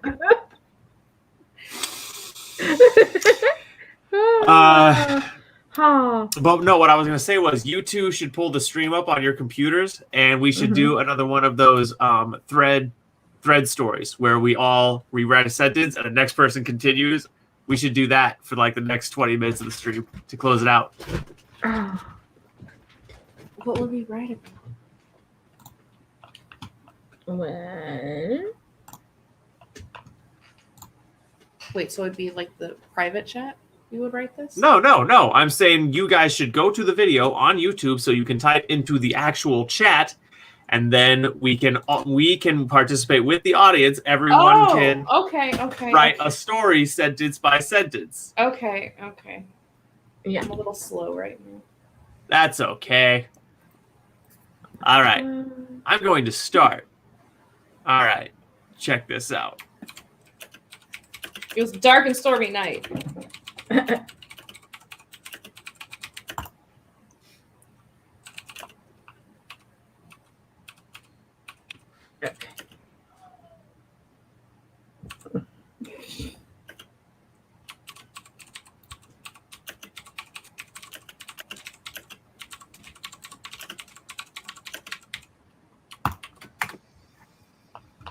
No. Let me see. No. We started with my one. No, I said it was a dark and stormy night. No, because I was writing first. I finished first, so that's what matters. My thing was longer. You cheated. That doesn't sound bad at all. It was a fine day inside the dream world. The Your A bunch of Katie numbers. finished first. Zach's thing was longer. Okay.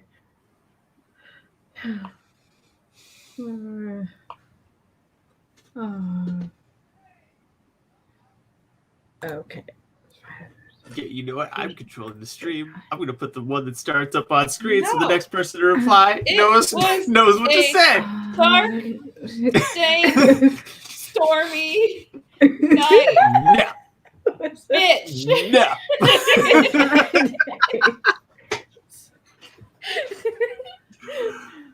I started it. Oh, that's funny, Nat. My fourth book is gonna be a kind of a mystery / detective format. Detectives aren't in anymore. Well, you know what is in? Like amateur detectives are. My dick. I can't say it. Oh God! Just you saying I can't say it makes me know what you were thinking. I would just like to say I hate you.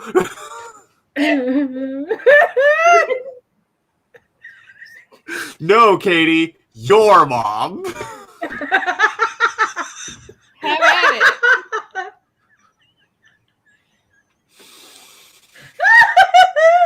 Oh my God.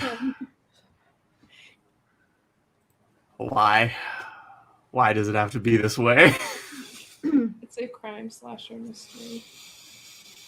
Caitlin, are you still writing? Huh? I've been trying to. I had to log into the thing. Well, I started it. It was a dark and stormy night.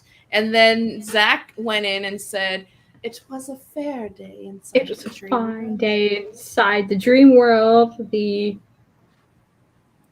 How many is that? 10,000? No. 100. 100. 109th, 847th of Billy's dreams. Of Billy's dreams he had conscious control of. And he made it snow.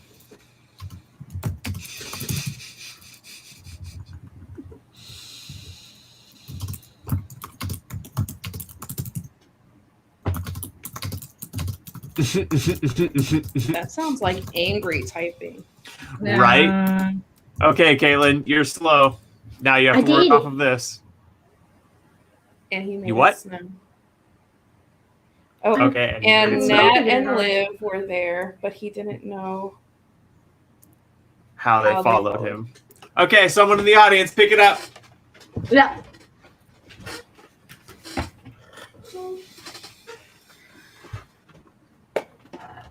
He just bibbity boppity booped his way up into wherever they are. Yes. I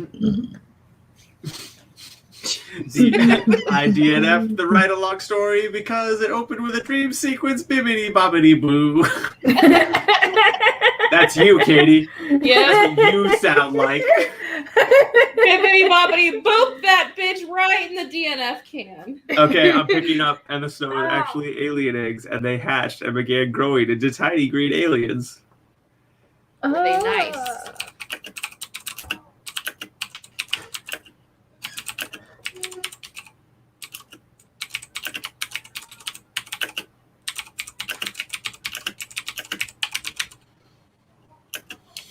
I took that.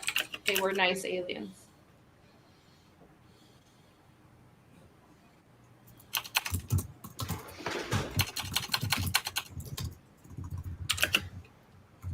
Type off. Who's gonna finish their sentence first? Kate or Zach? Me.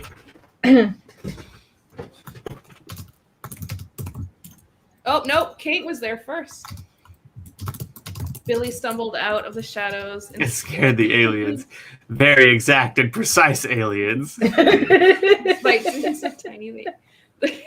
Massive left hands and arms like those crabs.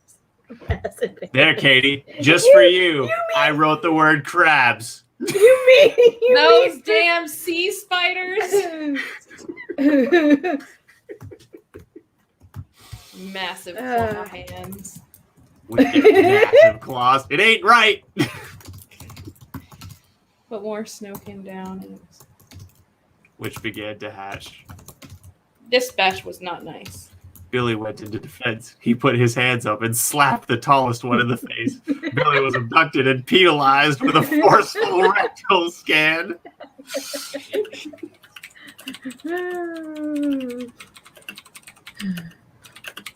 Fiddler crab aliens? Yes, because that's what those crabs are called. Except these were not your ordinary fiddler crab aliens. They were vampires. This batch was not nice. It was at this point Billy knew he fucked up. They all turned into his mother. Oh my god. Oh God, no! We're not taking this story. I will do everything in my power to not allow that. Nat laughed her ass off as she smoked a bong rip, watching green aliens probe Billy. They all turned. I hate you. To his mother. Did you see what I put? Billy died on the operating table. On a scale of 1 to fuck. This is up. On a scale of 1 to fuck. This is I love you, Caitlin.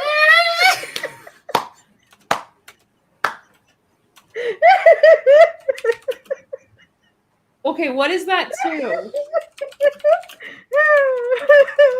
That's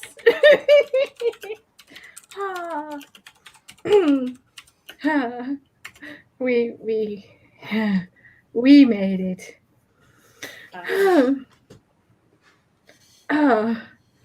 Billy cried happy tears. What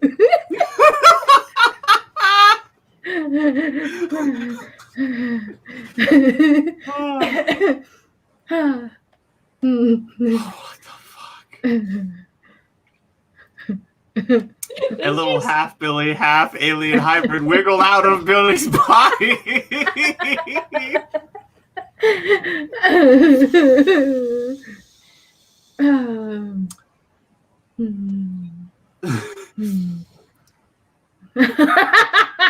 That was supposed to be before. No, I'm gonna make it work. I'm gonna make it work. Because he shouted that after he was dead. Unless it was Tiny Billy. I just noticed it says goes instead of go. Goes.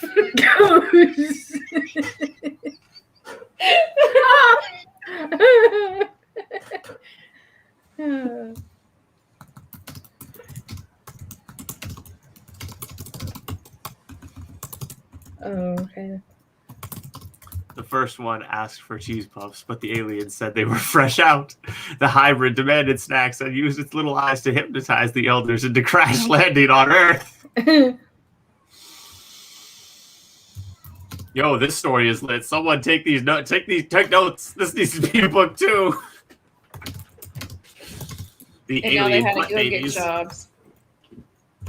They were little green Billy alien hybrids with massive left hands. Like fiddler crabs. All of your cheese puffs.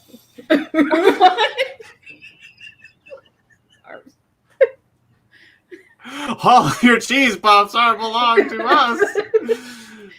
The year was 47.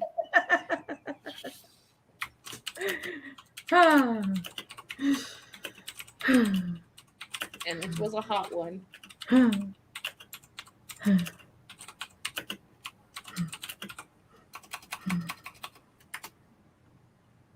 Oh, I gotta turn caps lock off. Oh, you're yelling the last part of the story. The humans of Earth had any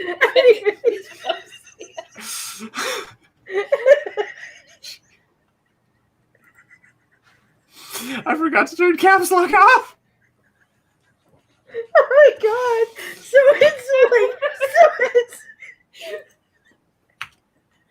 it's like you're saying the humans of Earth hadn't even invented cheap stuff yet.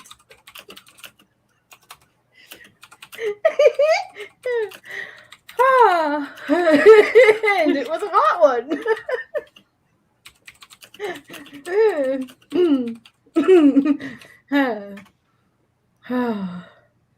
By the ancient Sumerians.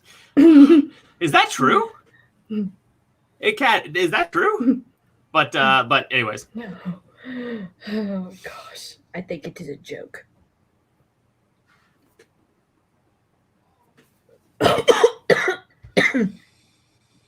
and he still looks like his mother.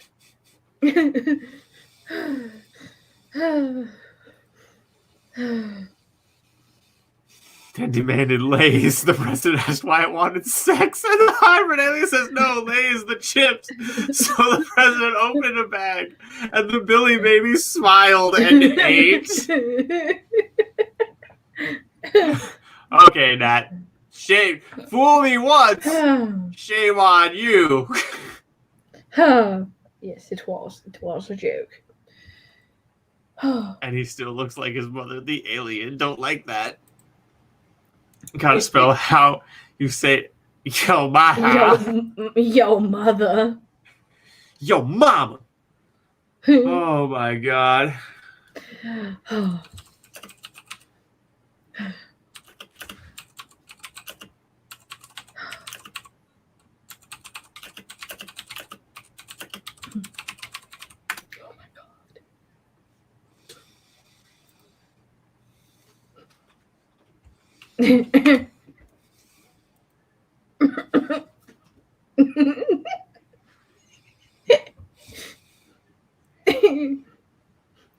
And then it closed. Oh my god. Ah, man. Truly. What a day. What a glorious day. Yes. Yes. His mother. And then it closed like a little tease.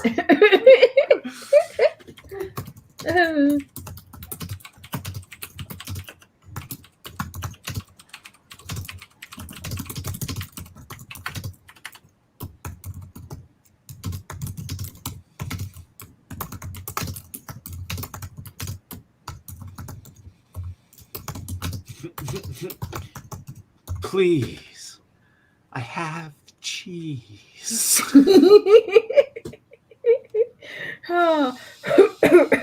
And then suddenly, Buffy the Vampire reference. I love that show. Yes.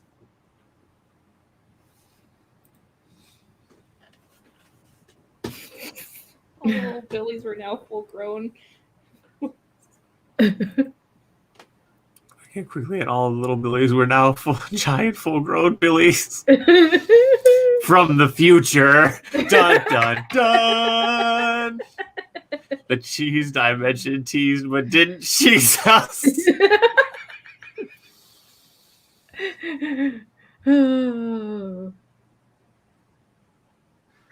Became president too.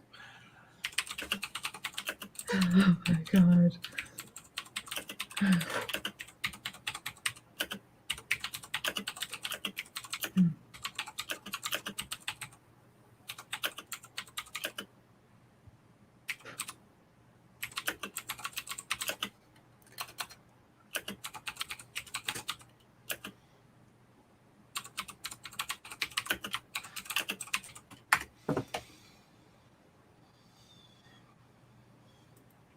And every lived happily and ever after. All died of cheese puff, anal pruning, related Shut up. injuries.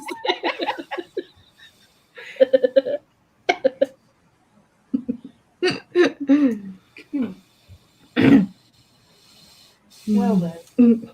Wasn't Well, that if I have to do it to Mason, I have to do it to everybody.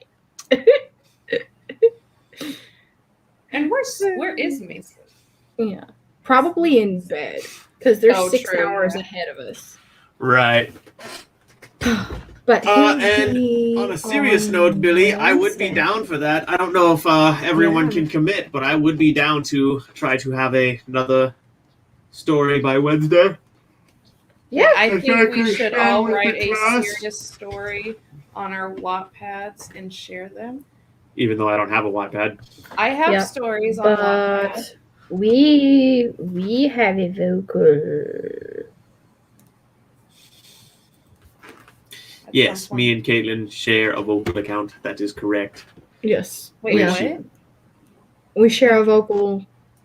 What is a vocal account? It's a vocal media. It's like that where thing. you post like short stories and stuff. And 2 of his short stories are on there. Wait, but why are you guys doing it as one? Are you just gonna put both of your stories on there? Yep. Yeah. Nice. Yes. Ooh, Liv, does that mean you're in? Does that mean we all write something for Wednesday? Yes. Yes.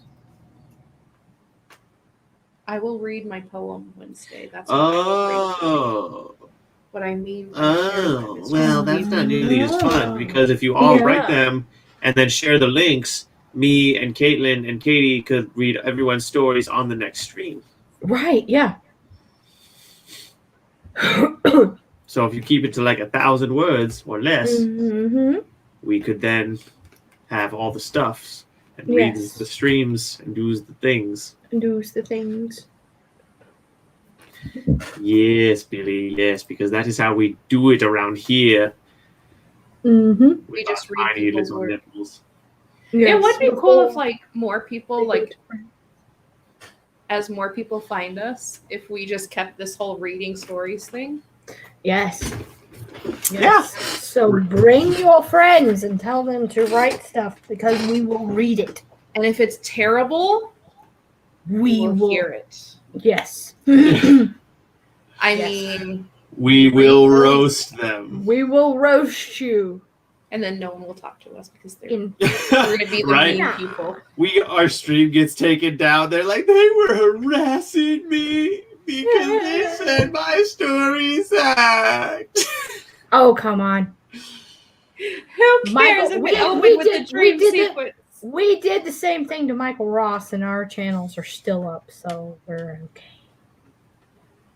That's what we do around here, Nat. Yeah. We expose writers. Yep. We give them exposure. Expose their ass to my foot.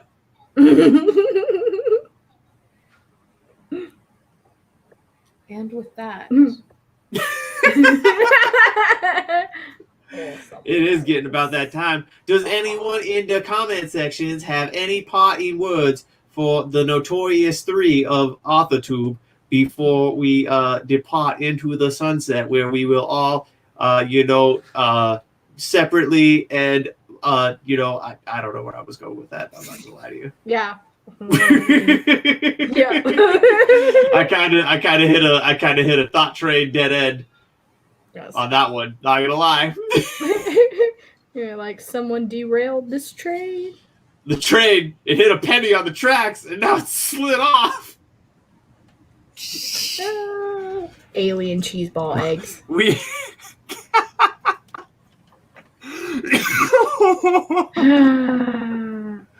well, that's like Zach on the streams. Right. No, he did well today. He kept his shirt on. Did I? Haha. Behold. All right. There we go. The nipples are out, folks. The nipples are out. Oh I need to yeah, make Billy. it- Yeah, for the next one, Billy, finish your Cyborg Tinker fiction. Yes. We want It's gonna be a finale already. that. Let's go, Brandon. Okay, who is Brandon? If you know, you know. Well, I'm no, not good. someone on my Facebook page posted something, and it was like, "Let's go, Brandon." I'm like, what the fuck does that mean?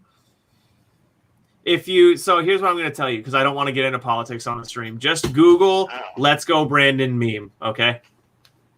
Let's go. Wait, how come you don't want to talk about politics on your channel? But on mine, you're like... often, okay, so for the record, a lot of the time when politics start coming up, I have a tendency to quickly give my opinion and then try to derail away from the thing, if you haven't noticed.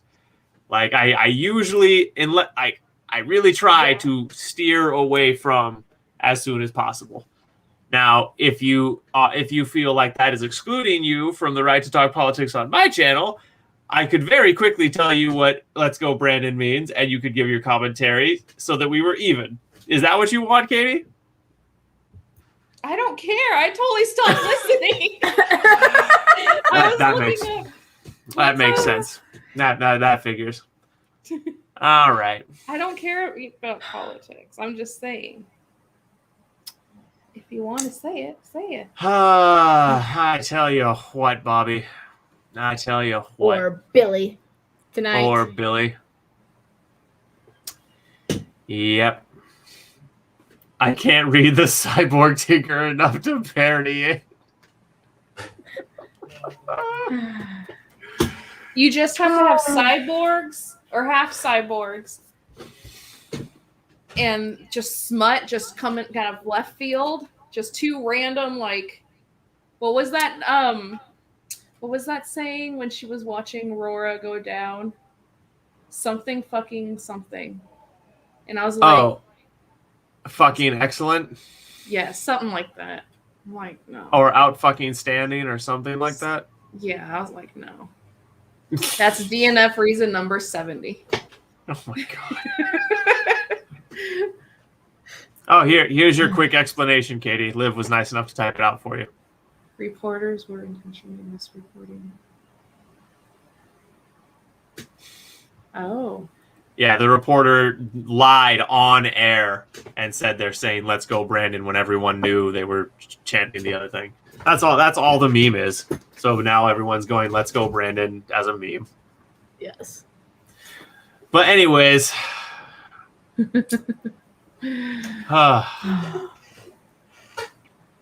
you know what sucks, Caitlin? Oh wait, you know what? I have a solution. What? Hang on. Just give me a fucking second here. Okay. Just give me a fucking second here. Okay? Okay. Yeah. All right? All right, cool. Good. Yeah. All right. You have a whole second.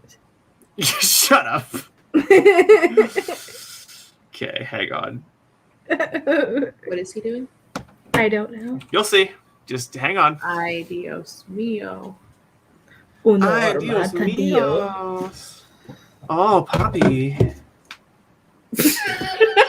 Jesus, can you sound more white?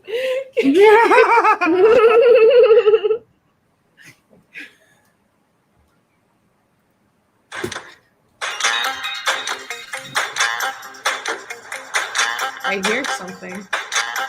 Yeah. You hear what I want you to hear. Rev up those fryers, because I am sure hungry. Oh no. He's gonna rap. Jesus fucking Christ. Because I am sure hungry. Rev up those fryers, because I am sure hungry. Rev up those fryers, because I am sure hungry. Rev up those fryers. Rev up those fryers. Rev up those fryers. Well, folks, it's been a great stream. Man, mine is such a team. Yeah, we had a couple good laughs. Yeah, we had a couple good tracks. Yeah, we spitting fire and there's no stopping. And all these hot bars I am dropping. Yeah, we on this beat. Yeah, you know we is cooking treats. Yeah, Billy coming up with the fanfics. Yeah, Nat coming in with the bong rips. Yeah, and you know Liv just chilling. And we all saying steady making a killing. But now, unfortunately, it's time to go. Yeah, your boy Zach, he about to blow. Yeah, about to fucking hit the road. Yeah, so you already know I'm gonna be swerving in and out of traffic. And I don't give a fuck, I'm a panic. Yeah, I'm a panic in the beats. Yeah, I'm a panic in these streets. Yeah, got them panicking in the sheets. Yeah, so you already know I kind of lost my flow there. All right, I'm gonna get back on track. If you just give me like a fucking minute here, okay? Look, check my style out. Rap song. I generically act like I can't rap, even though I'm about to be fire. No cap. Oh yeah, Caitlin smiling. Oh yeah, Katie whiling. Oh yeah, and you know I'm like, oh yeah. My tiny little nipples went to France, and you know this dude has cool pants. Yeah, bright luminescent orange, and I'm like, whoa, that dude, you know he about to go to the club and do a bunch of blow. And I'm like, go, can I come, bro? Yeah, line up that powder real nice. Chop it with the razor, with the dice, yeah. Rolling those dice in the alley out back, yeah. You know I'm gonna win the stack, yeah. And you know I'm gonna attack, yeah. If you be coming for my racks, yeah. I get the geeky go black. Put you in the back of the hearse. You gon' need a nurse after I give you all these stitches on the verse. Cause I kill you in these beats. Yeah.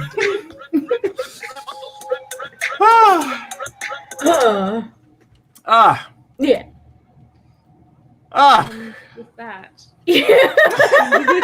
Did you see Liv's comment Hang on, let me go back here. down at the end? Okay, bog rips. Yep, I had to get. It's like you always talk about taking bog rips, Nat. It's like the most. It's like the fat. When I'm loading up shit to say about people, that's what comes to mind first for you. She matched your bars. Billy grabs the mic. Billy out here, yeah. Writing ghost stories with the morals, yeah. Yeah, gonna lick a frog in his teeth. And smoke a fat sack. Word. Great job, guys. Oh my god. You know what we have to do next stream? Okay. Next stream, here's one of the things we're gonna do. I'm gonna put a beat on. I want all of you guys, do me a favor. I'll make a community post that you can do it on there, or you can do it in the comment section of this video, okay? Here's what I want you to do. Write just any comment you want, okay? And the next stream, I'm going to put on a beat and try to rap all your comments together. Yes. Exactly verbatim. I'm not gonna put in filler words, or I'm just gonna try to make your comments into a rap somehow. Yeah. So, do it. That actually would be kind of cool. Mm-hmm. So yeah. So is that gonna be Wednesday? It can be Wednesday or Saturday. If if I don't get enough, I'll grab up everything that we get this time, and I'll grab up the stuff we get on Wednesday, and then I'll make it on Saturday, and then we'll do it Saturday. Wait, so next Wednesday we're on whose channel? Me. Yeah. And Yeah. Saturday? Saturday we're on yours. On whose? Mine?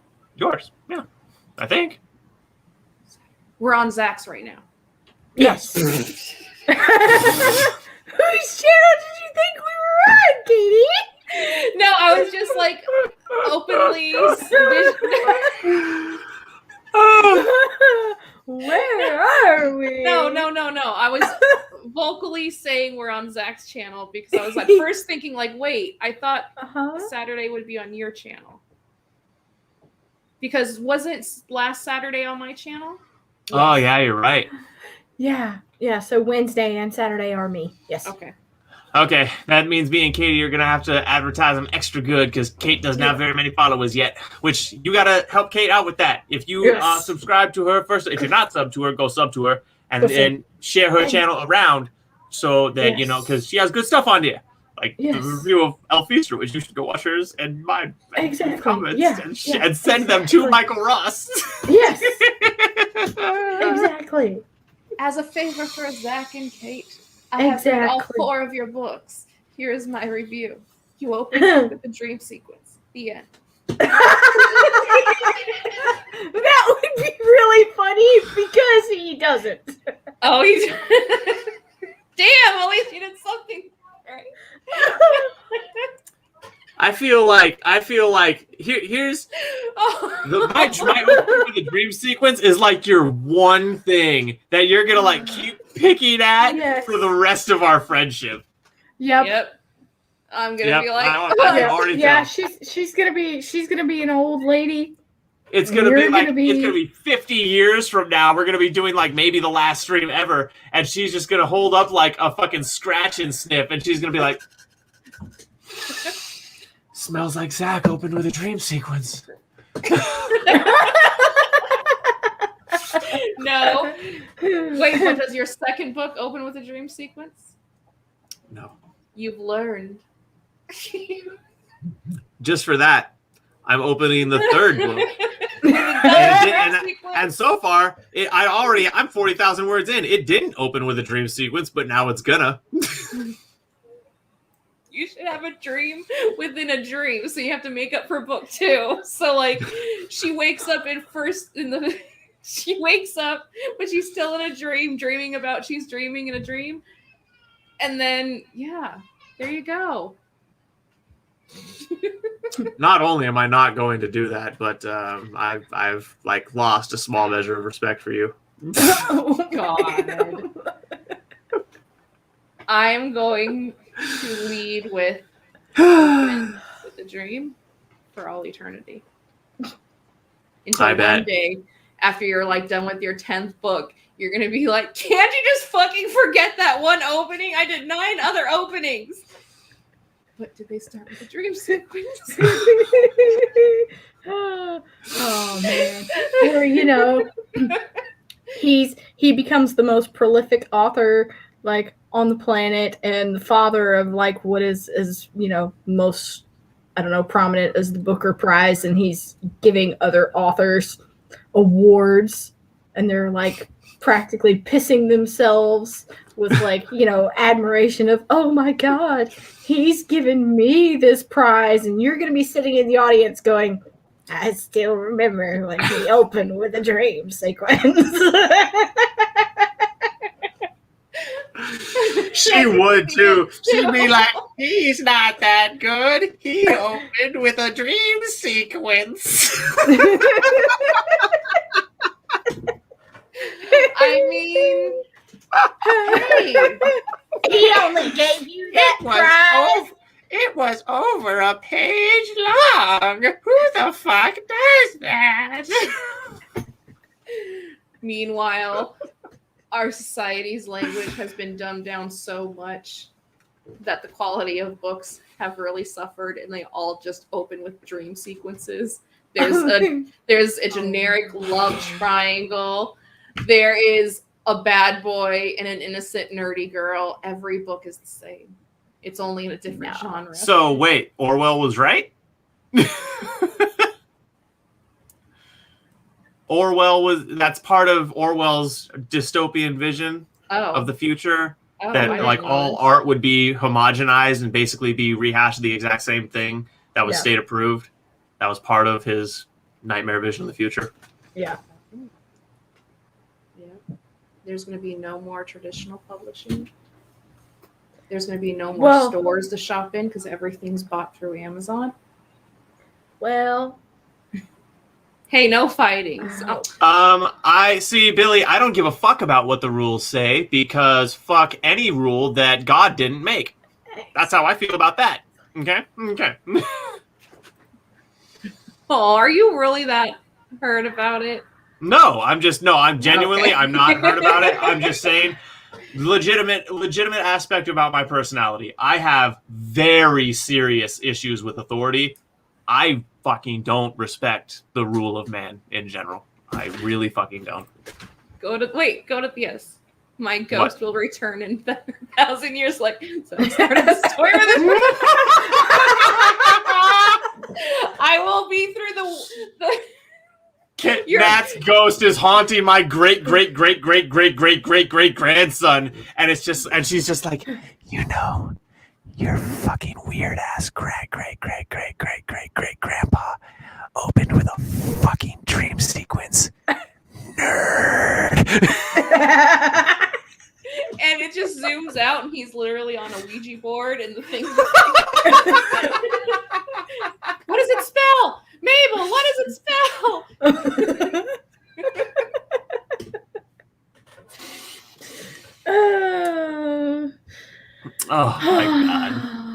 is supposedly not advised because it can sometimes make the reader think that the next interesting thing that happens down that may also. Oh, I don't give a fuck why they. That or it Well, tricks you into thinking something cool is happening, and then it's like they wake up to a normal ordinary day. That's the second. Well, I mean, that one actually makes sense, but reason number mine doesn't 2. open to an ordinary day, so. Reason number 2 was DNF'd right after Orwell, the dream sequence. sadly, Liv, sadly, He woke the up. bastard fact. It's like, God damn it, Orwell, why'd you have to predict the future so accurately, you piece of shit? No, Billy, I think you misspoke.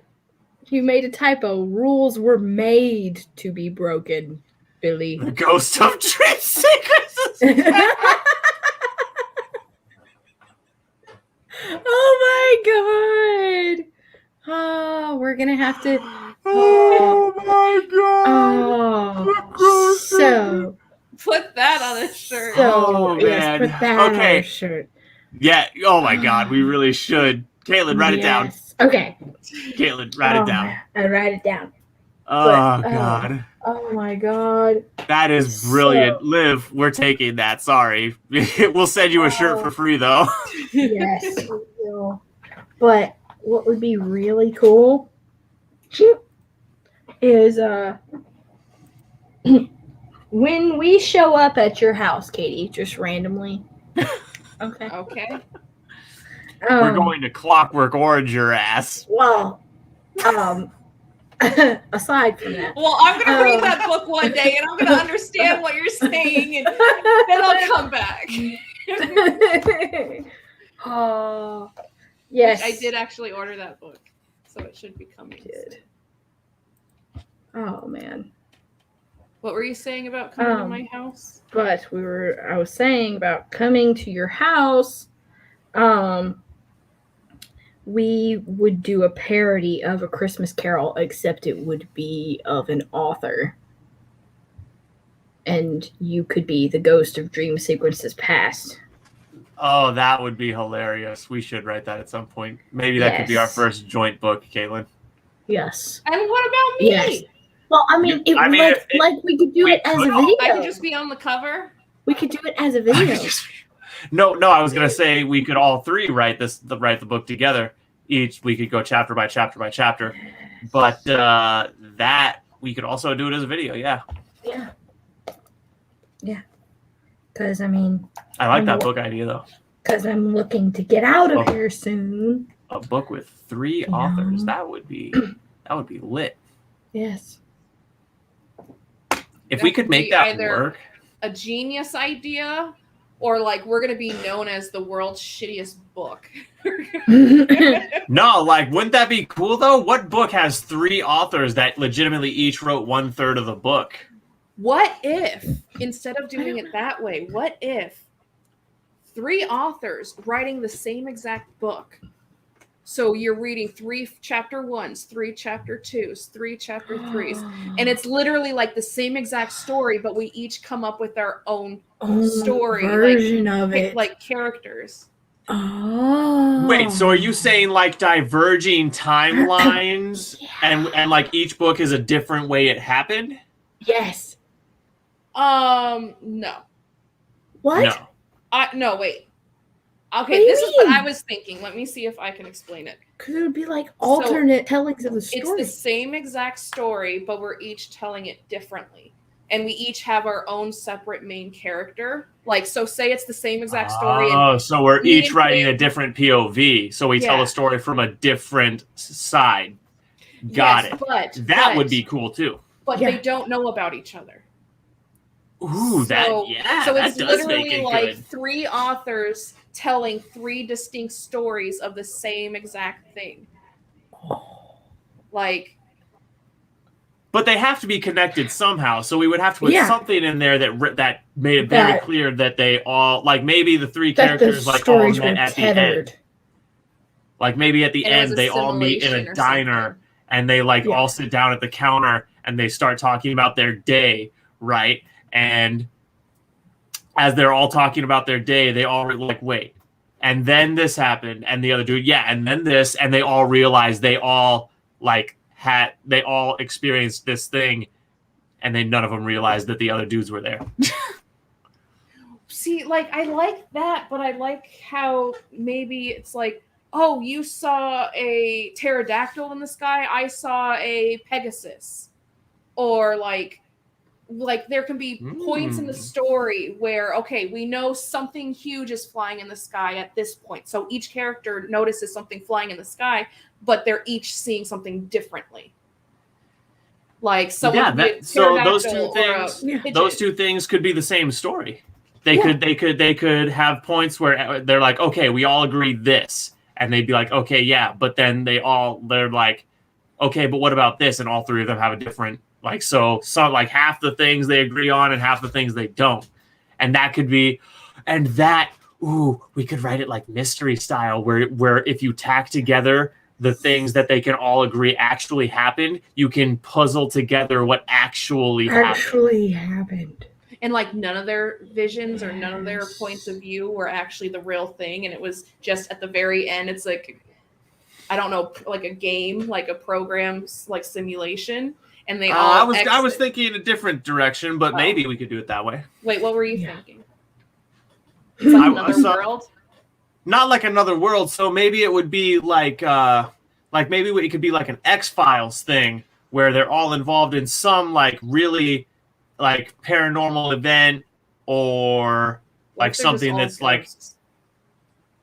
Like. Yeah, or we could just fucking Sixth Sense it. And be like, oh, they were dead this entire time. You froze with the weirdest fucking look on your face, dude. I was thinking, like, what if like the same thing could be a house? Like, say we go to they're all ghosts, right?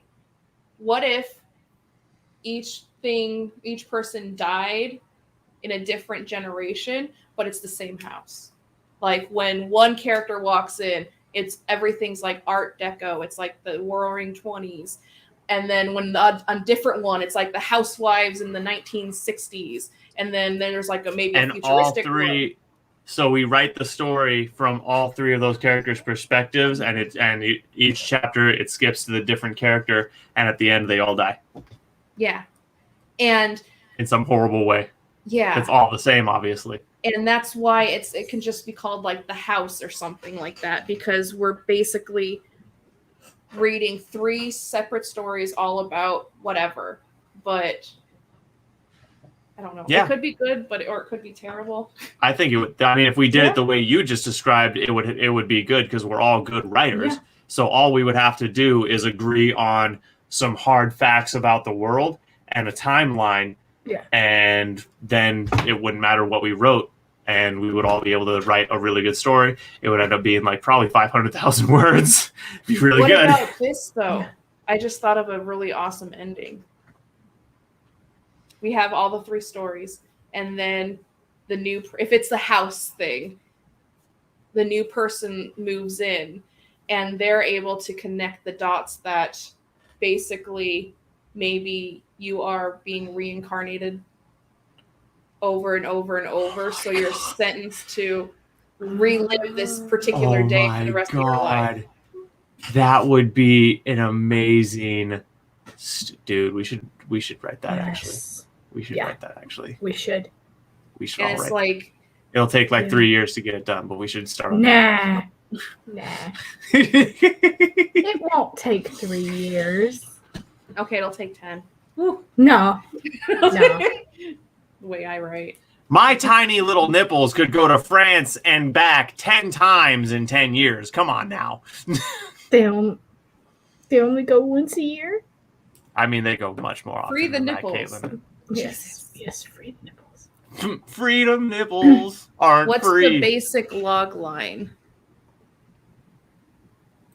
It's I don't even know what a log line is. Like on the cover.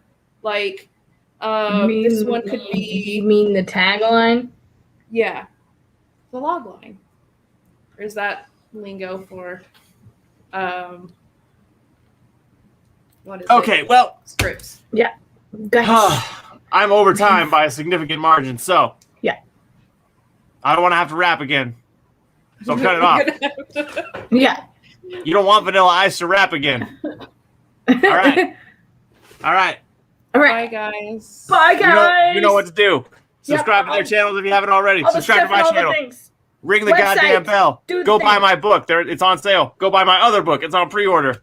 Oh, and by the way, also, if you want a arc of book 1 and 2, reload the video after the stream has ended and comment, and I will contact you via some method.